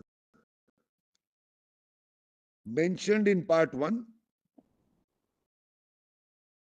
and a person mentioned and any person mentioned in part 2 Will apply now. so both will apply now. Both parts. There'll be both cumulative. Correct. Club them. Correct. You're saying club them. So what you want to read it as, Mr. Rotegi, as one understands, is a man, instead of a man, any person or any of the persons mentioned in part 1 and 2 of the said schedule. Simple. This is what you're saying. So Consequently, both according to you, if two men are getting married Correct. So under the special, consequently, my lord, once it is person, then 1 and 2 will coalesce and become one. But in fact, it is better reading. If it becomes one, part 1 and part 2 will coalesce into one list. And so then, if it's two men getting married, it's not just part 1 which will apply. Likewise, if two women are getting married, Correct. it's not just part 2. my lord, According to you. my lord. It just so happens to fit, my lord, when I was doing this, that's how it fits. See, my lord, for example, But this is also a tacit indication that the Special Marriage Act didn't contemplate people of the opposite sex getting married, actually. Oh, sorry. I meant same sex. my lord, Same sex. with ultimately, my lord, Yeah. one can say you're doing violence on the conventional. It was 1954. No, one can say you're doing violence by doing all this. But, my lord, if this has to conform to the constitutional declaration, it has to be this. Otherwise, this will become unconstitutional if the declaration is granted. We don't want it to be unconstitutional. We want to utilize it. Actually, I was telling brother that one of the relation I just saw is sister's daughter. Yes. Column 30. But in many communities, in many Right. areas, it is almost an intrinsic right to Right. There's a proviso. Custom, yeah. There's a So proviso. therefore, we are Section such a 4D varied proviso. country that Yes, my lord. there are Lordship is right. instances which are- It is Section 4D proviso, which talks of where it's Custom. permissible under custom. So That is saved. I was only flagging That is this saved. because these Justice Bhatt is right, my lord. If your lordship very sees. difficult. I'm saying it's very difficult to put down in hard words where you have such a varied Yeah. norms and customs and Now, my lord, kindly see section 4. Very fluid. Conditions relating to solemnization. Now, 4.1 refers to person. So there is no problem. 4.1a also refers to a spouse. B refers to party, no problem. They are gender neutral. Now see C, my lord. C has males and females. You leave it as it is. If two men are getting married, it is 18. If two female or 21. If two females are getting married, it is 18. You don't need to change it. My lord sees, this is only sees, my lord C. The whole idea is that you go beyond your. Yes, gender, say, yes. Then again, why? Why revert to male it? and female? See, Then then you are it saying becomes person. you're flitting in and out. Yes. Comes to prohibitions, for one, you revert back to your, and then there are problems when it comes to transgender persons. Yeah. Yes. Now, my lord, for example, Then you have to read it like that. Person. Yeah. So how would you read? only thing is, sorry. How would you read, say, if you were to substitute the word male and female? You would say, Now, so, my lord, one way to read is a person. yes, If you read it as a person, then it will give a dual age. What will be 18? What will be 21? then, That be the problem. I mean, I don't mind reading it as a person. So it will be a person has completed 21. No, it can't. And the person is, So for the purposes of the main part which you seek a Yes. definition of, where it's a person, for the main part. my lord. It's a person. Yes. Neutral in the sense Right, that neutral. it is gender neutral. But for C, for purposes of C, you have to, you say we will. So you retain male and female because there are two ages, my lord. But then you are addressing only. but you only addressing male and females. Lord, there is a proposed bill to increase 18 to 21. Right, There is already a bill because they find that 18 is also too low. right. For child, my lord, marriages, 18 is also too low. So they want to make it 21. The moment 18 becomes 21 for women, That's a slightly dangerous argument. no, I'm only indicating. My lord, it's not an argument. In fact, interestingly, before just Narsma and me, this part that the female shall be the age of 18 years was challenged by Mr. Ashwini Upadhyay. Yeah. And we dismissed the petition saying that if Yeah. we hold that that part is unconstitutional, there'll be no minimum age of marriage for women at all. A 4-year-old girl can then get married. So we said, therefore, look, we'll not. Your lordship may read it up. Ashwini came here. Remember? So this is the second.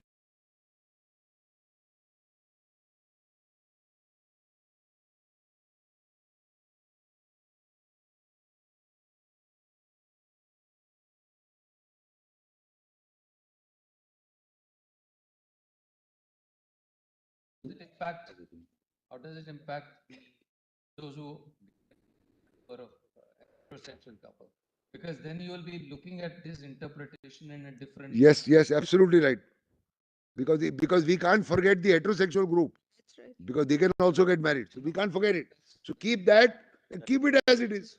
No, then in that case, what you're saying is for sex relationship, this is the person. For heterosexual couples, for heterosexual Yes. marriages, part 1 and part 2 apply. Right. That is one more. That is one way. Yes. Yes. One way. That is No, correct. So your lordship is right. Keeping the distinction in mind for the heterosexual and for, my lord, this. And then there's a third way, which is for a same-sex male couple, it will be 21. For a And same-sex female couple will be 18. would be 18. Will be 18. I don't know. That you deal Do with. it exactly for the transgenders.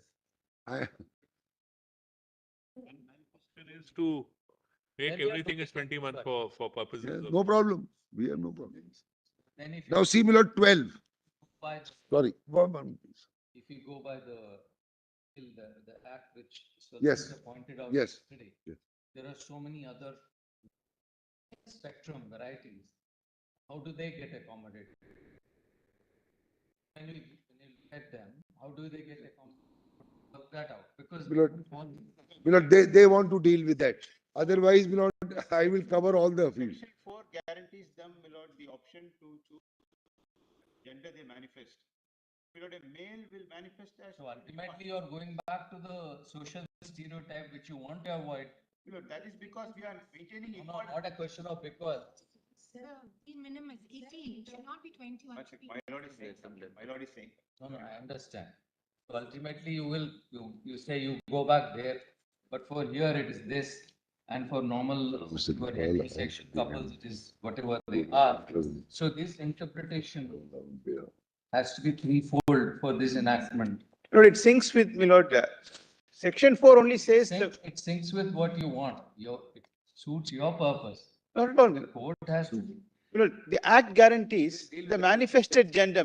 Act guarantees the manifested gender. All right, we'll Lordship may see that. allow. Yes. Because the transgender will have to fall in one or the other, my lord, for that purpose. Anyway, you're breaking Your up the lordship will see that. submission, so we'll hear Mr. We'll address that. Vishwanathan on that. Yeah. Now, my lord, see 12, for example. 12, place and form of solemnization. Now, my lord, 12 talks about parties.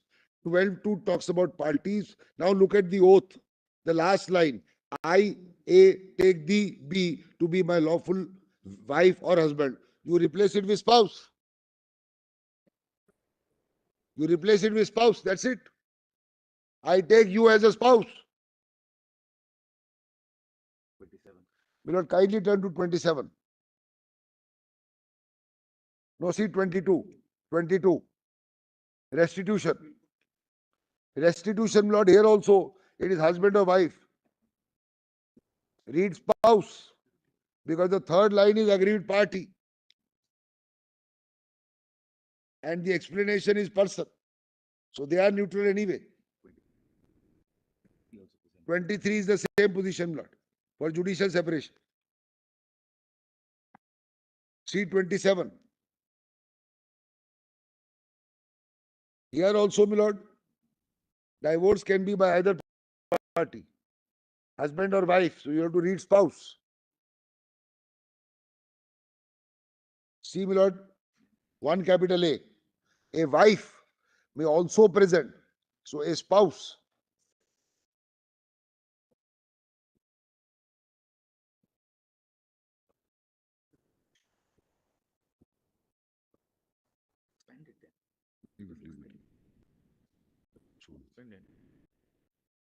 That's all.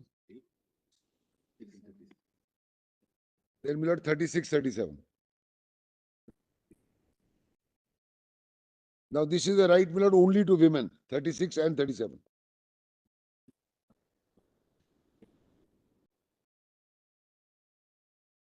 Actually, my lord, apart from anything else, so many years have gone by that this would be otherwise unconstitutional today. To say that only, my lord,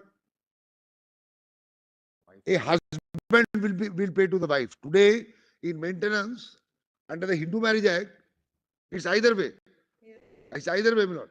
If the wife is earning much more, the husband is not earning, the wife will pay. That's right. This is earlier mindset. Actually speaking, it will be unconstitutional today to say, my lord, only one spouse in the marriage will pay on the premise that the husband is the bread earner and the wife is not. So actually 36 and 37 will suffer from that problem. So read it as spouse, give the right to both, not only here, but there also. I was just. So, my lord,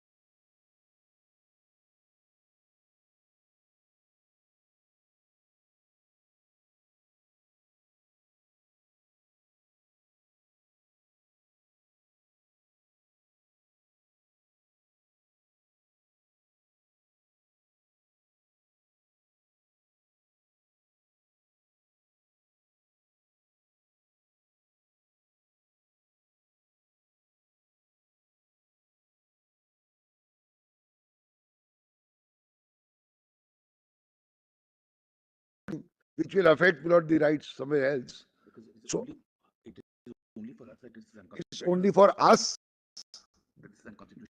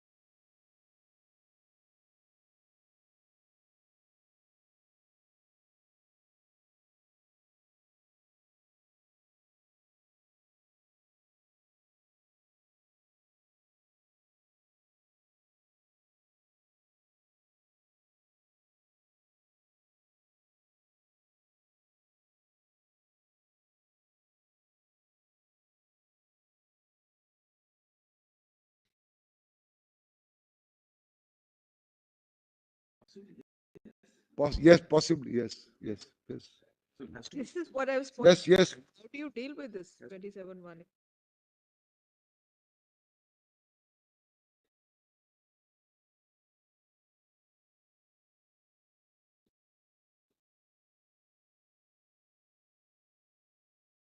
to be spouse. No, suppose your lordship reads a spouse, 27 1A.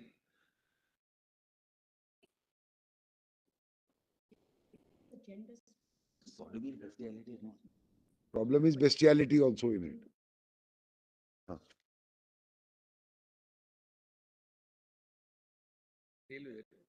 Hmm? You. My friend Lord wants to say something on that, Lord, let him deal. Lord, I want to finish, Lord. I am done, whatever it is. And I am grateful, Lord, my friends will take it forward.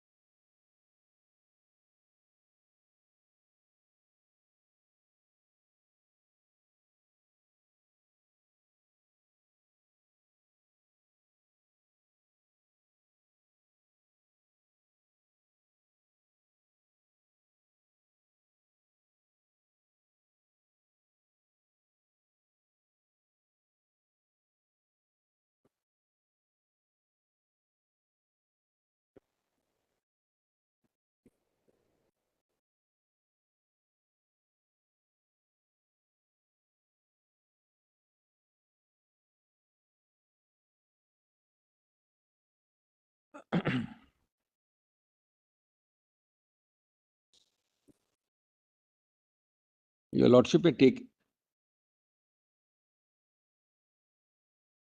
Your Lordship may take it, Bills, that I've heard very carefully the sequence, the preliminary objection part, what my learned friend has argued.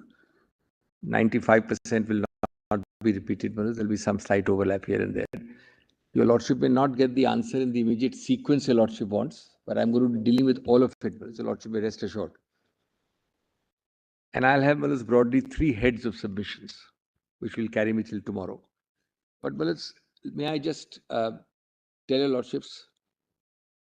How long? What's the time? Well, I was hoping to do substantially today, but I'm now starting late. Bills. Tomorrow, sometime pre-lunch or just at lunch. It can't be just too much. Today, Your abilities to put it in point-wise form, I think should finish it much before today. I'll tell Your Lordship today. That may not be so, Bills, despite the best of my abilities or lack of them. Bills. Tell Your Lordship, this is a matter of some moment. I am not repeating. I'm giving Your Lordship, Bills, facets which are important. But Bills, I'll be going in a. You can go to 7thly, 8thly, we'll go. Well, 7 or 8 submissions. Pointillism, pointillism is a virtue which Your Lordship is putting against me, Bills. I thought, Bills, I was We are getting a appreciating virtue. your virtue and asking you to stand by your virtue. From the T20 or one-day international, we have gone into the test. This is at least between a one day and a test, if not a test. Your Lordship will find it, let it flow, Bills. I'll not repeat, I won't take Your Lordship's time. Maybe there's a slight overlap tomorrow, but today it might not be possible. I wish I had started earlier, but my learned friend had other issues to deal with today, yeah. Now, can I? Dr. Singhvi, you will have to. Today we will. See, these matters, you have experiences of more than this country, I keep repeating. Nowhere I say in the world will arguments proceed in a manner where there's some kind of an infinite time. I think courts are liberal. Whatever, maybe matter of the moment, maybe the most crucial issue, maybe the most issue important for the country. But I don't think time frames can spill over. Some matters, Bills, are evolving. They evolve, Bills, as you argue, and more importantly, as Your Lordship asks questions, which is very important to make the matter evolve. You don't make us be quiet. No, I'm saying, well, it's more important to make it evolve. No, I'm saying therefore, if it is a presumption that our intersections, interventions cause a problem. No, well, I'm saying just the opposite. Therefore, it's absolutely to my mind, I'm very clear, it's absolutely the outer limit for today. are there any written submissions that have been? We have. Let us see how it progresses. I'm confident you will be able to do it. Let's. Dr. Singhvi, I'm sure there's something which can go from the bench to the bar, which is that, sometimes you feel that merely because you had longer time to decide a matter doesn't mean that you decided it better. No. Because Your Lordship will see how much. Sometimes because you had a longer time, you might have forgotten something also as well. So likewise for the bar as well, merely because you have a longer time doesn't mean that you put it across better. If my chief was not presiding, I was only there, I would just say my attention span doesn't last this long. Now, well, it's Any argument. I'll remind my learned friend next time, when he seeks time from Your Lordships. No. When he seeks time We have from Your done Lordship it. for a constitutional I have bench, I'll done remind it. him Your 5 Lordship minutes. will remember in the arbitration matter. Arbitration you did that. You know that I did that. I have a remedy of Yes, curtailing. That's not true at all. Which I will not share, my lord. Anyway, Malad, I think. I have a remedy of curtailing his arguments today, my lord. Anyway. I am only saying that all of us, and I include us also as part of it, have to get used to finishing with whatever matter in a time-bound manner, because there are other matters waiting for it to be heard. Well, all I can say is, because I've had the privilege of doing the last continuous 5 constitutional benches here, Your Lordship would not have found me taking extra time in any of those. Yes. And Lordship, rest assured, back to back, Palas. All right. Rest assured, it won't happen again. But Palas, what is there I need to, Palas, put before Your Lordship. I'm sure I'm confident afternoon will make you finish. Yes.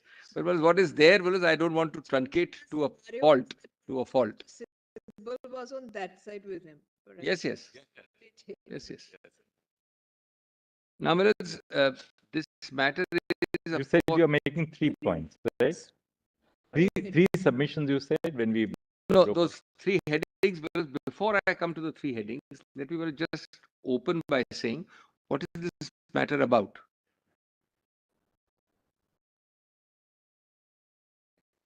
Well, this is, of course, about those 3 headings, which are, well, first and foremost, the interpretation of the Special Marriage Act,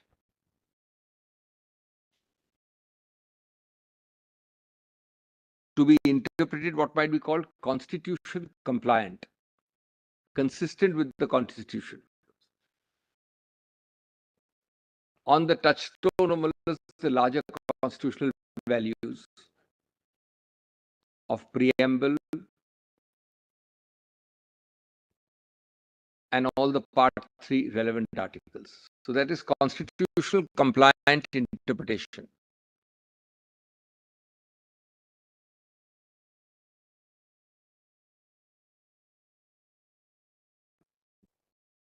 And that brings in 21, 19. Most, the operative word is non-discriminatory or a discriminatory exclusion, or achieving a non-discriminatory inclusion. That's the most important catchword in this case. That is the first head.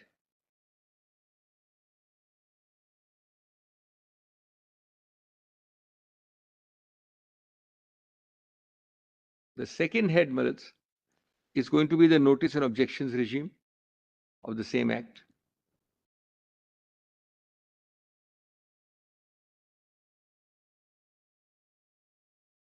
And the third would be, Maritz, the relief, which your lordship will modulate or tailor or, Maritz, mold in whatever appropriate form your lordship wants.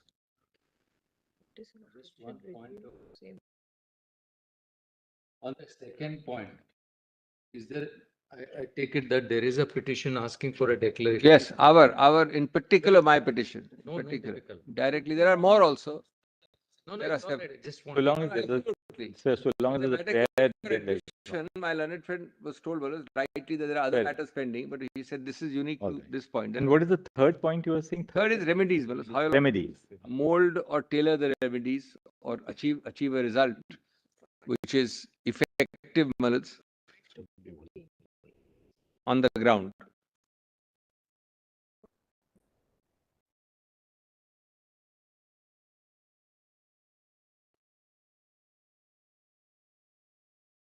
Before I go by these 3 heads, Willis, the first question I ask myself, what is this case about? And a very brief opening, Willis.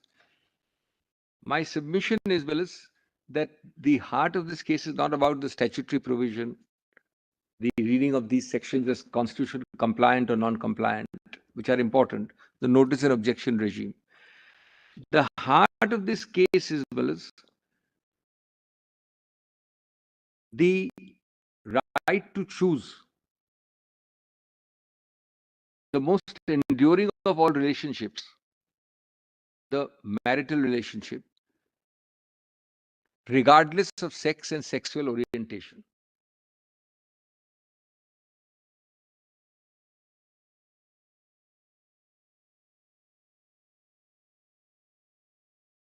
Regardless of gender or gender identity.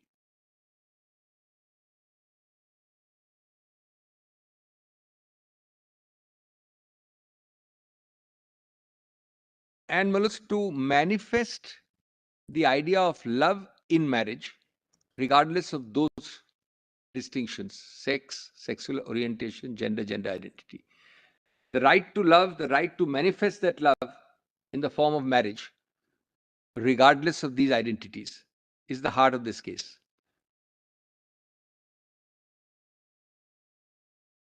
And the obverse heart of this case is the discriminatory denial to a section.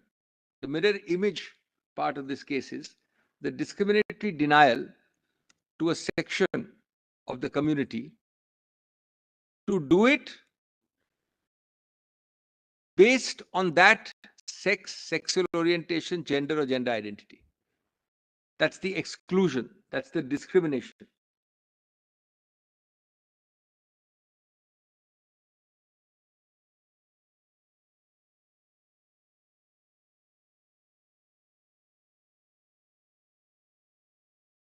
Whereas Navtej Johar was momentous by decriminalization. But it still remains, well, in a real sense, little done, vast undone.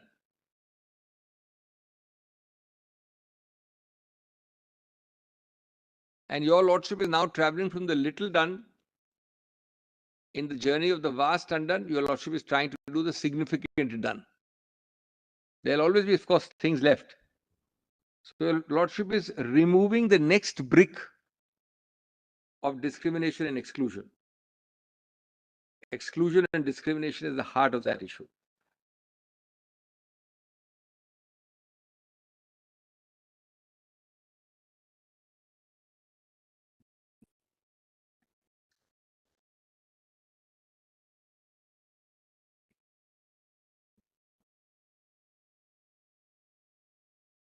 Your lordship has dealt with anti-discrimination as the underlying philosophy of Navtej Johar. Your lordship is now knitting a more seamless web, if your lordship agrees with this side, of anti-discrimination on several other facets. That was, in that sense, a relatively small patch. And the other facet of this case at the outset is the recognition that it is not the state alone which threatens these core constitutional values. It is not the state alone which imperils the core values of equality, liberty, fraternity.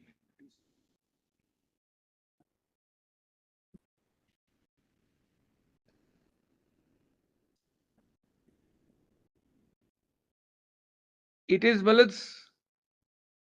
also groups, private groups, non-state actors. It's used in a different context, non-state actors, but it applies here as well. Which are called entrenched and encrusted forces over the years, whether in society or as a constitutional thing. They also even new forms of organization. New forms of organization. They also need these groups which are here on this side need protection from those entrenched and encrusted forms also. I'm not calling them villains, brother. I'm saying from a certain entrenched thinking process, which can be as invasive of those core values as state action. That's the point I'm making. They can be an R, and therefore, your lordship will be dealing with striking, protecting those vulnerable sections from both those facets, state and non-state.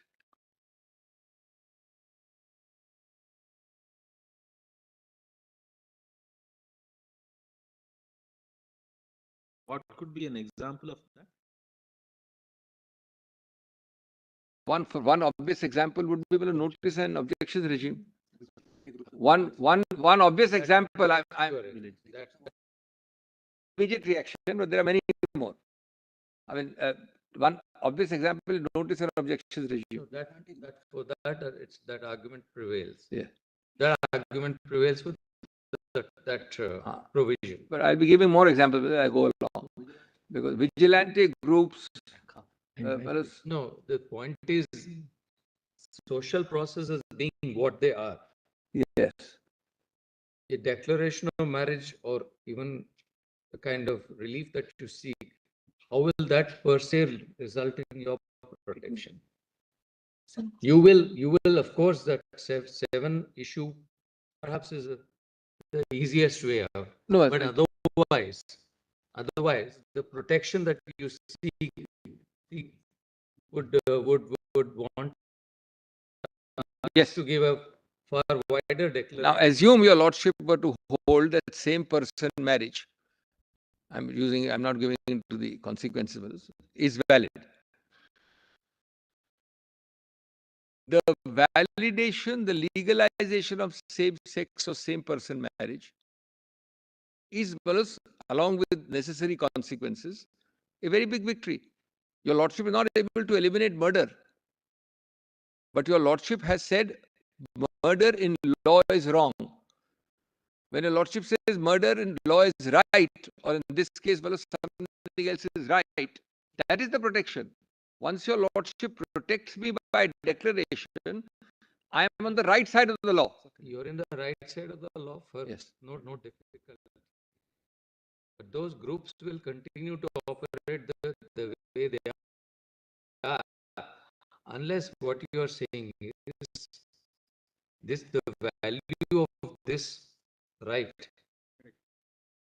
is such that the state is under an obligation to protect you. Absolutely. No, that's it. Once your once your lordship, It's not a mere declaration. We have asked specifically in our protocol. I am going further. It's not a small. Let us for a minute assume your lordship doesn't do what he's asking. I'm all for him. Let's assume your lordship doesn't do what he's asking. The value that you place to fundamental rights, Yes. one takes it is the same value. It's an indivisible value. Yes. Right to free speech, for instance. Yes. Right to association, and all those rights. You can't privilege one over the other. Correct. You can't privilege one over the other. Then what you're saying today is you are wanting us to strike another path and say that all these, or at least start with, you give this privilege this and give this right to us, which the state is bound to, provide and protect us. No, I am not asking for any new right. First of all, I'm not using a Hoffeldian rights positive obligation. Talking of, Let me saying that you are asking. If that's the argument, yes. Now, in that sense, there'll be, we'll be asking the state to do nothing wrong in it. The state is bound to protect it. Let me straight away answer that. Exercise of free speech, for instance, the state plays a role. Absolutely. Now, for a minute, let us not. I do not want to minimize the great advance your lordship would be doing by merely giving the declaration without even the very important point my friend is making. For a minute, I'm testing it by answering your lordship by testing it. Your lordship assume that your lordship puts you on the right side of the law with consequential directions. The first and foremost consequence of that is that I am entitled to seek, ensure, and demand as a matter of right state protection for an invasion of what is declared as a valid thing, even without this. Just sorry, one last question to play the devil's advocate. Yes, yes. What prevents the state from protecting you today? Because it is decriminalized.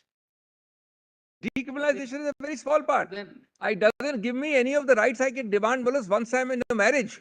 Once I'm in a marriage, that it doesn't give me. Come back after lunch. Get into these nuances. Otherwise,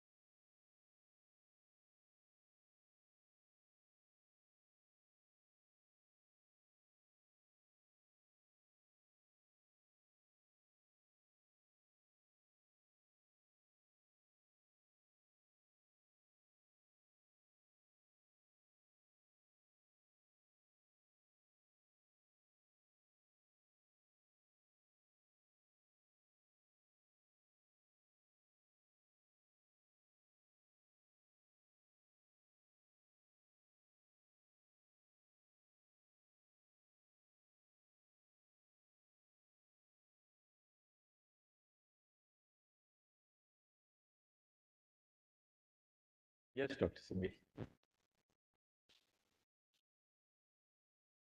So, Malas, I will first deal with the larger constitutional facets on non-discrimination, dignity, and free speech.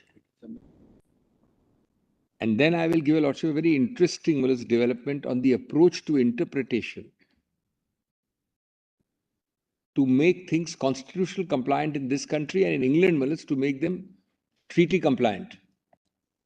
And that is a very interesting new development which will answer your Lordship's query. And then I will come to Malas, the reconciliation which Justice Bhatt mentioned about. It will be much better to do it in that sequence. Exactly the reconciliation of wanting to choose what you want here also and there also, and the inconsistency, if any, it will Malas fit in there. So let me proceed in that way.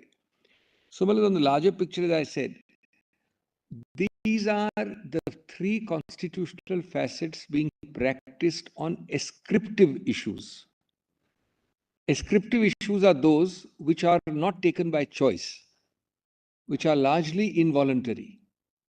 So if there is discrimination or a violation of dignity or a violation of the larger concept of free expression, it is based on ascriptive issues.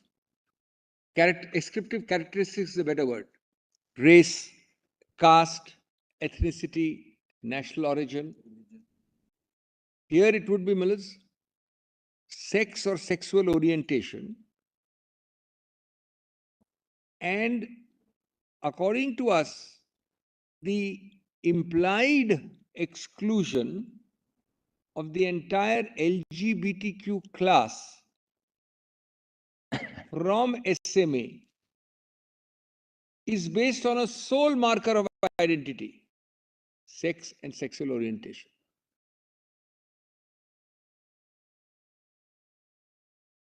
So the conceptual point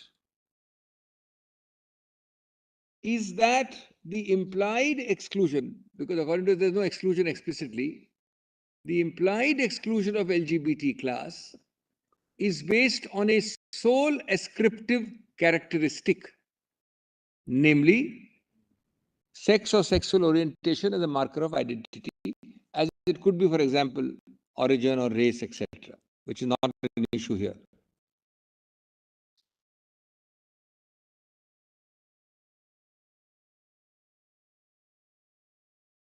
The second aspect here, in the larger constitutional perspective, is that, bullets, when the government of India, in its various places in the counter, and I'll read one line only, says, for example, socially, culturally, and legally ingrained into the idea and concept of marriage, the traditional marriage forms. Well, it fails to really address that the SMA was created by your lordship, I mean by the legislature, as an alternative to what you might call socially, culturally, legally ingrained concepts of marriage. The very creation of SMA was that. To include what might be called, and I use a loose phrase, not quite right to use it, but that's the real way to use it, unpopular marriages, interfaith marriages, socially sanctioned marriages, directly or indirectly. Unless you had them in mind, the socially sanctioned marriages in a negative sense, why would you create a SMA? So, the government of India is actually hoist on its own petard when it says that we will look only at a particular format of marriage, but you have got SMA for decades.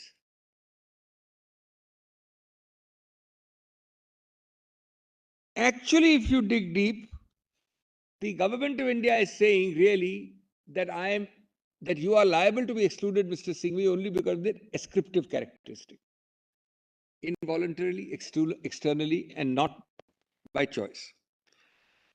Now, there is this phrase, hoist on your own petard, which applies in a very delightful way here. Because what does the government of India say?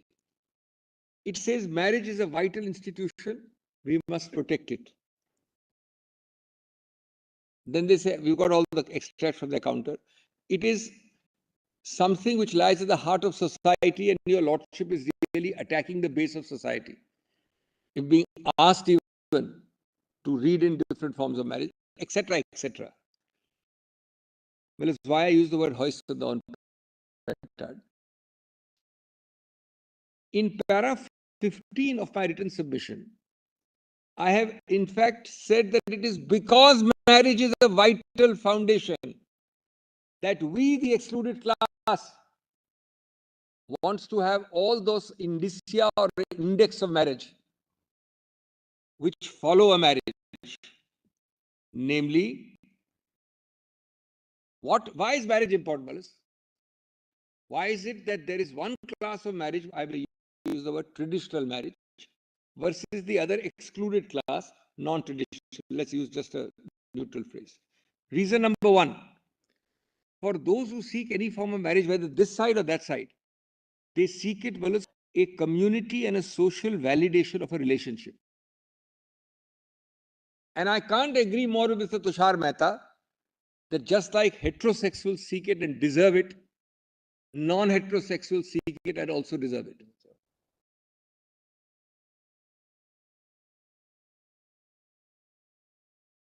Number two, marriage is vital and important because of a sense of security it provides to couples. Of course, it applies much more to vulnerable couples, which your Lordship is already protecting under SMA. And this is another set of vulnerable couples this side. But it applies as a sense of security to couples generally.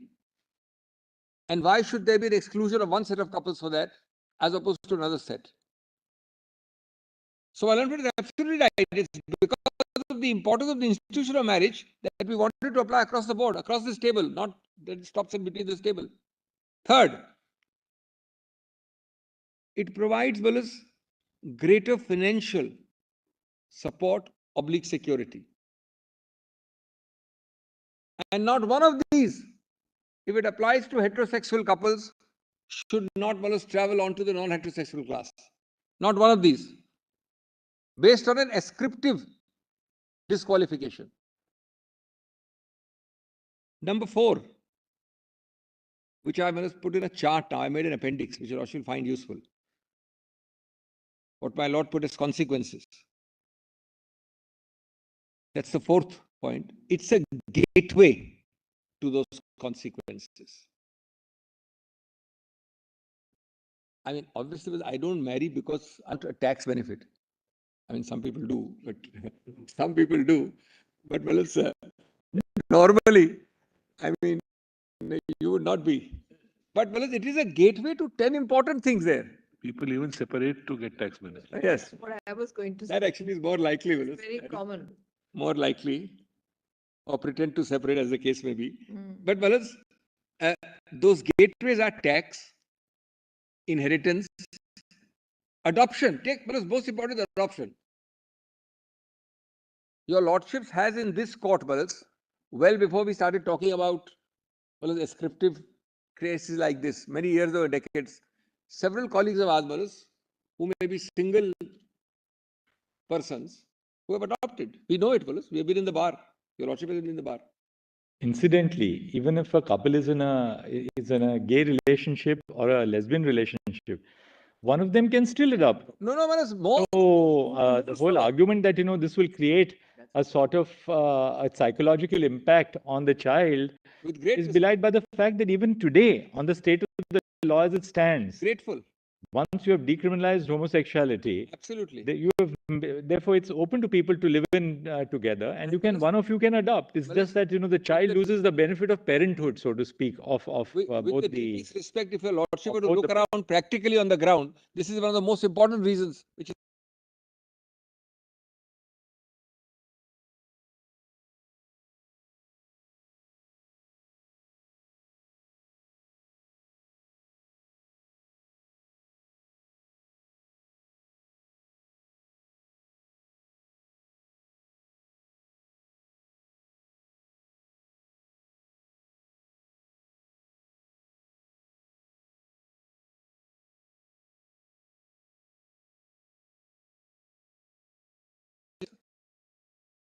fifth is that well, as marriage by itself, or rather, what should we call it, marital status. Marital status is by itself, Balas, a source of dignity, fulfillment, and self-respect. These are not mere adjectives, Balas. This is a real life, real world. It does happen, Balas. It is actually happening. It is vital. And a lot of people are acting for that basis. It's a source of dignity, fulfillment, and self-respect as a core member of society.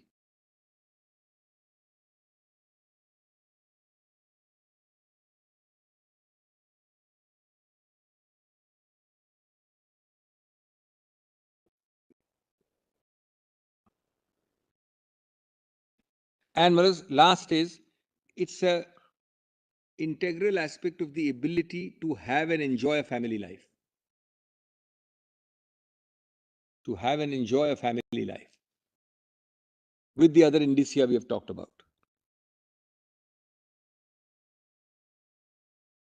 Your Lordship, a cross-reference in brackets, para 15 of my WS has these. Just, I'll come to it later, just cross-reference it on the side, para 15. Now, Malats,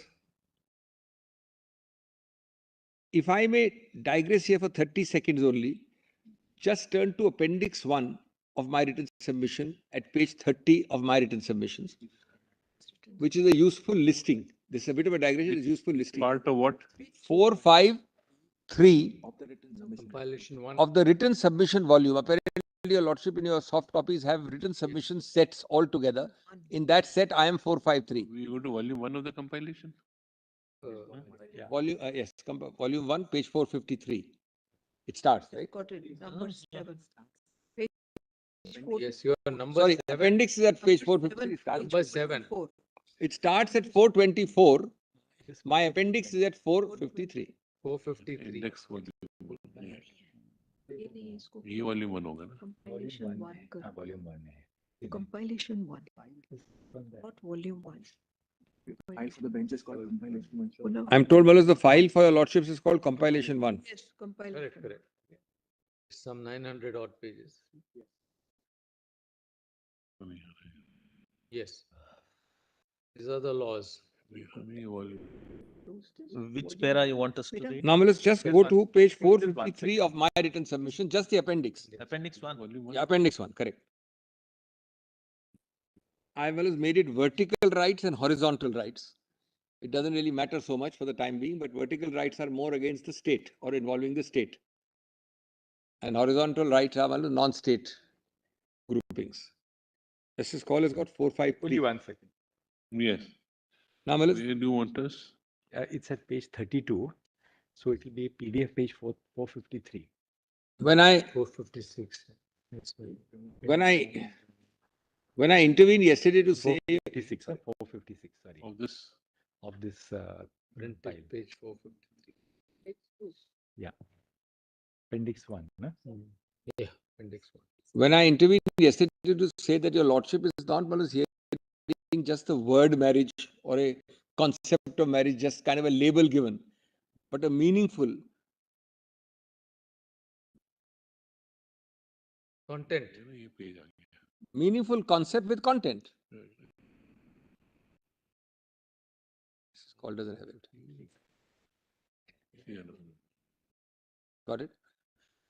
When I said yesterday, Malas, that your Lordship is not dealing with an abstract concept of marriage as a label to be put on my head without content, without meaningful, Malas, consequence. This is the meaning. One category I've given 5-6 points in my para 15. I just gave it to your Lordship orally, which is the more societal aspect. These are the more concrete aspects. And which of these is deniable merely because I am not, Malas, that side of the table, but I am, Malas, the other category of couple. Adoption,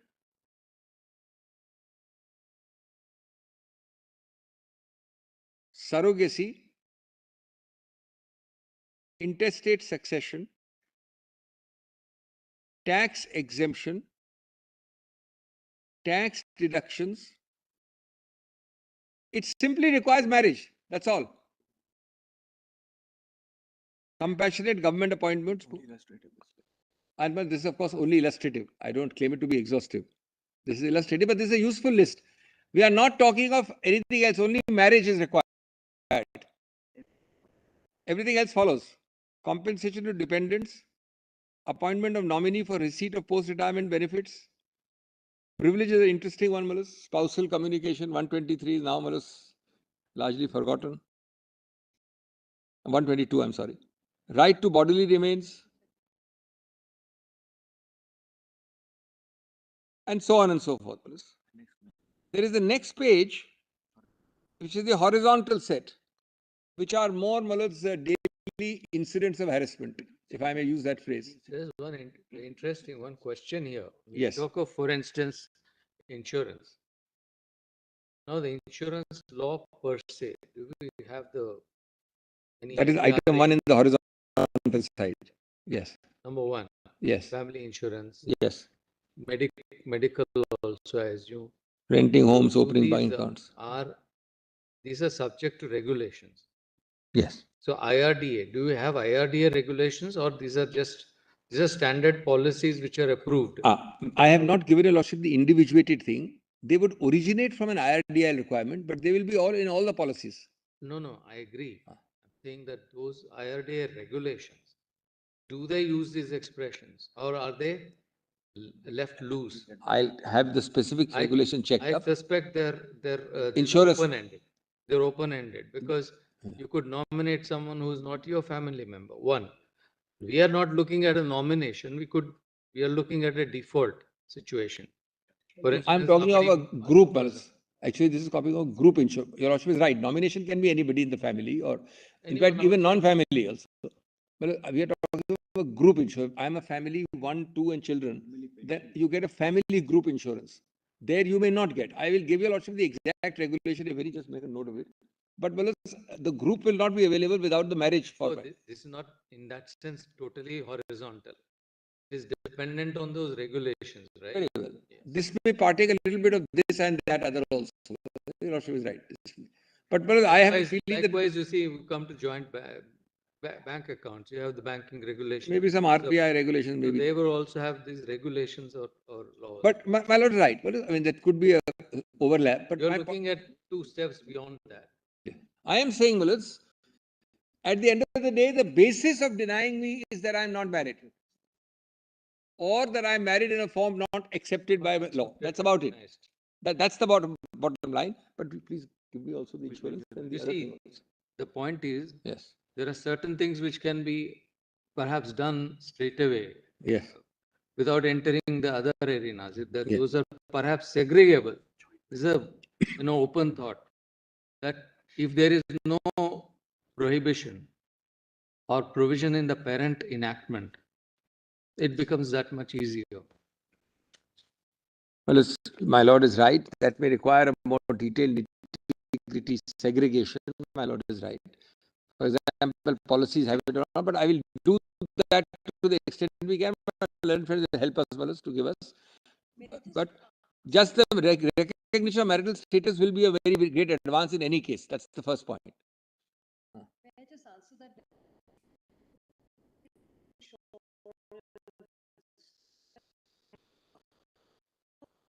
Principle that is applied is just that of marriage. Now, how my lords defines marriage will address those concerns immediately. So any bank, there is no specific RBI guideline on who can. The assumption there is if you are spouses, you can have that joint bank account. Similarly for insurance as well. See, this is where, this is where Ms. Guruswamy, if you go back to some of the older case, Yes, if you remember that consumer, Make note of both LIC, yes, ma'am. insurance. the court actually gave a direction, 1995, Justice Ramaswamy's judgment. So there are certain things which can be done straight away without much, barrier, Yes, ma'am. without having to overcome barriers. So that is what you have to identify and tell us. We'll add that. What my lord is saying is there may be something which may have no barrier at all. In this, my lord, I suspect that the moment the court opens up the definition of marriage, those concerns are addressed, because routinely insurance companies and banks have only this concern. You have to be married. Marriage. Spousal, that's all. And that will be. But that's the baseline, Manas. In any case, that baseline is there. Because they probably Whatever addition your lordship has is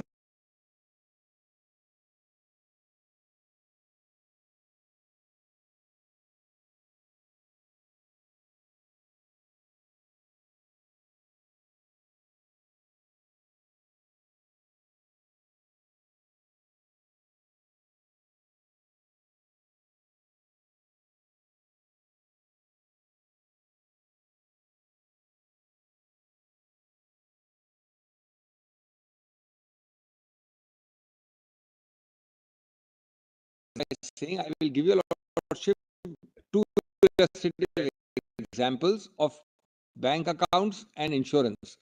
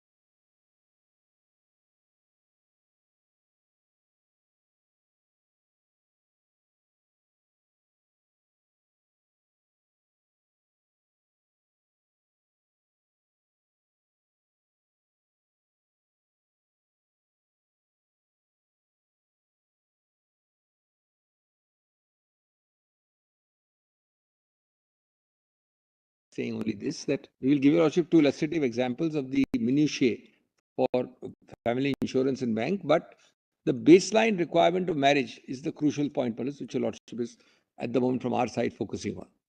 Now, Malas, of these three headings, the most important is discriminatory exclusion in the constitutional context. The first one, discriminatory exclusion of this class on only sex and sexual orientation.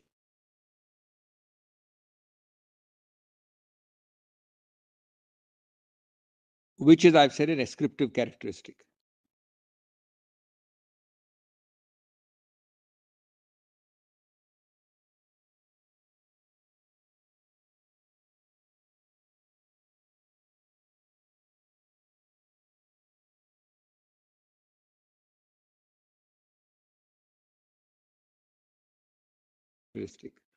Now, whereas Navtej has been read in great detail, I have taken notes and instructed also to say that 3 paras have not been read, and I'll only want those 3 paras to be underlined.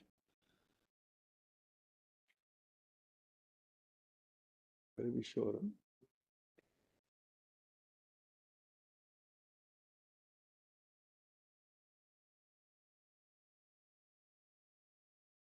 your lordships are more suspicious of and more inclined to interfere when Miller's classifications of disadvantage based on sex or gender are involved facially.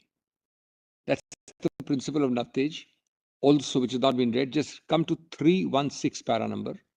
Firstly, at page 9, at page 165 of the SCC, 947 of your Lordship's PDF. Volume 1 PDF, your Lordship is marked Navtej in great detail. 947, para 316. Well, amongst ascriptive conditions, where the ascriptive condition.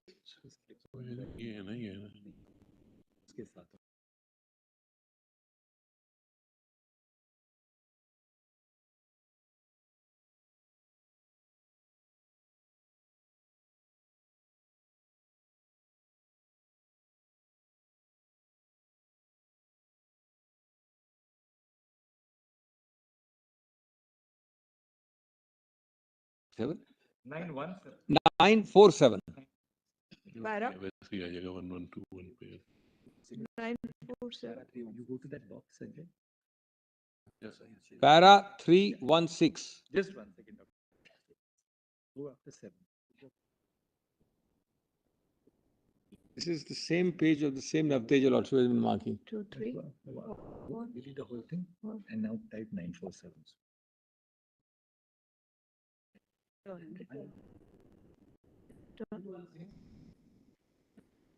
316. 316. Even amongst ascriptive conditions, your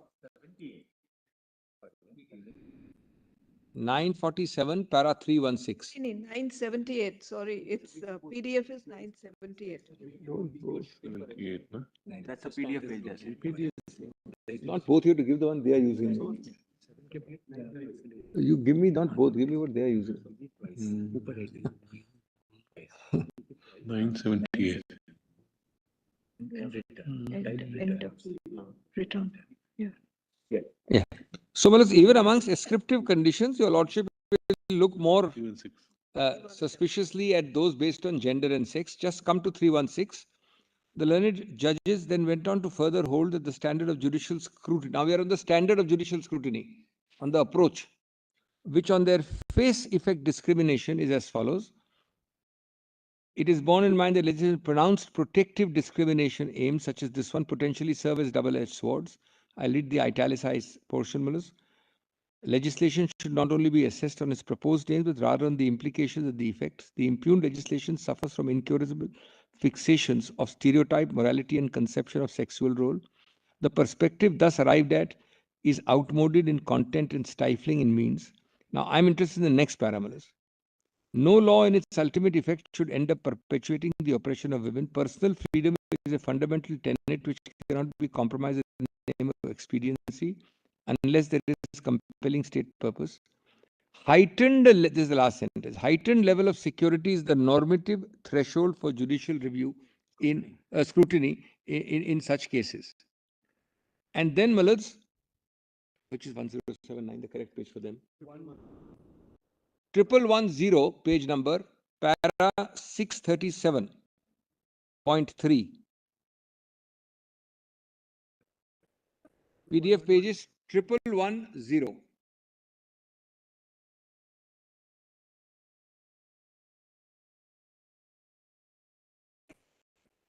We are giving only PDF number. Now PDF.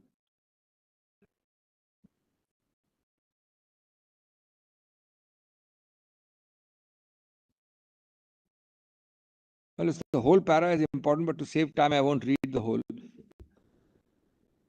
It talks of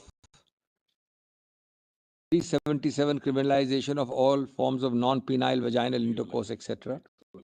Come to the last 4 lines of 637.3. The natural or innate sexual orientation of a person. Which para are you reading? Whereas I'm reading 1110 is the PDF page, para is 637.3. Yes. The last part, Justice Scholars got, of that para, 637.3. the end. The natural or innate sexual orientation of a person cannot be a ground for discrimination, where a legislation discriminates on the basis of an intrinsic and core trait. This is Justice Indu Malhotra. I beg pardon? Yes, Justice Malhotra, that's correct. I'm sorry. That's the ascriptive. The word ascriptive is not used exactly ascriptive. Yes, yes. Core trait of an individual cannot form a reasonable classification based on individual intelligible differentia. Then one para after next page, point 5. A person's sexual orientation is intrinsic to their being. It is connected with their individuality and identity. A classification which discriminates between persons on their innate nature, that's ascriptive. That's the meaning of ascriptive. Would be violative of their fundamental rights and cannot withstand the test of constitutional morality.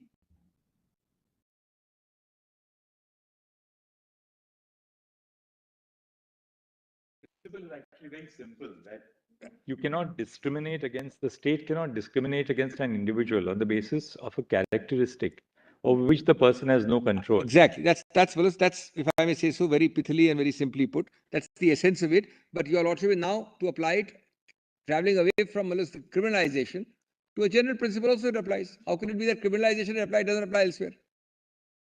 Then, Manas.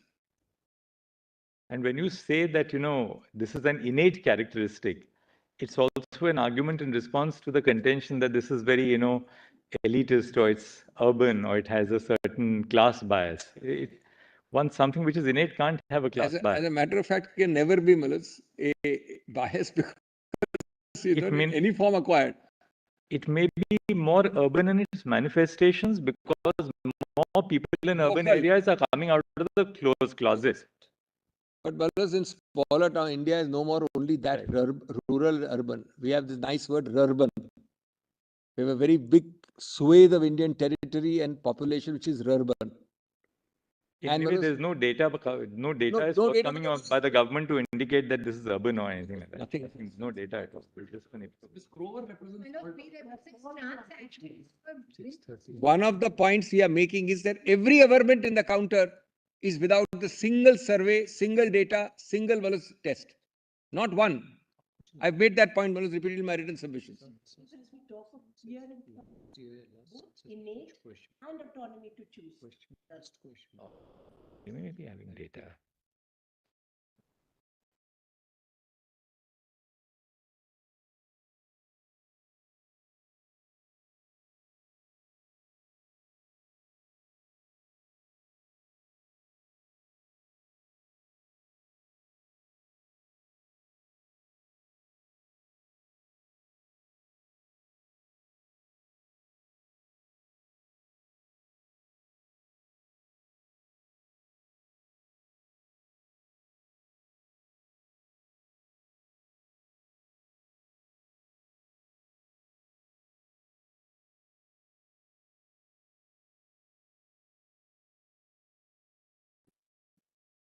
Just on this, my client was forced to go to the streets, Zainab Patel, transgender, disowned by the family, begged on the streets, came up on her own, and today she is director in KPMG, all by herself.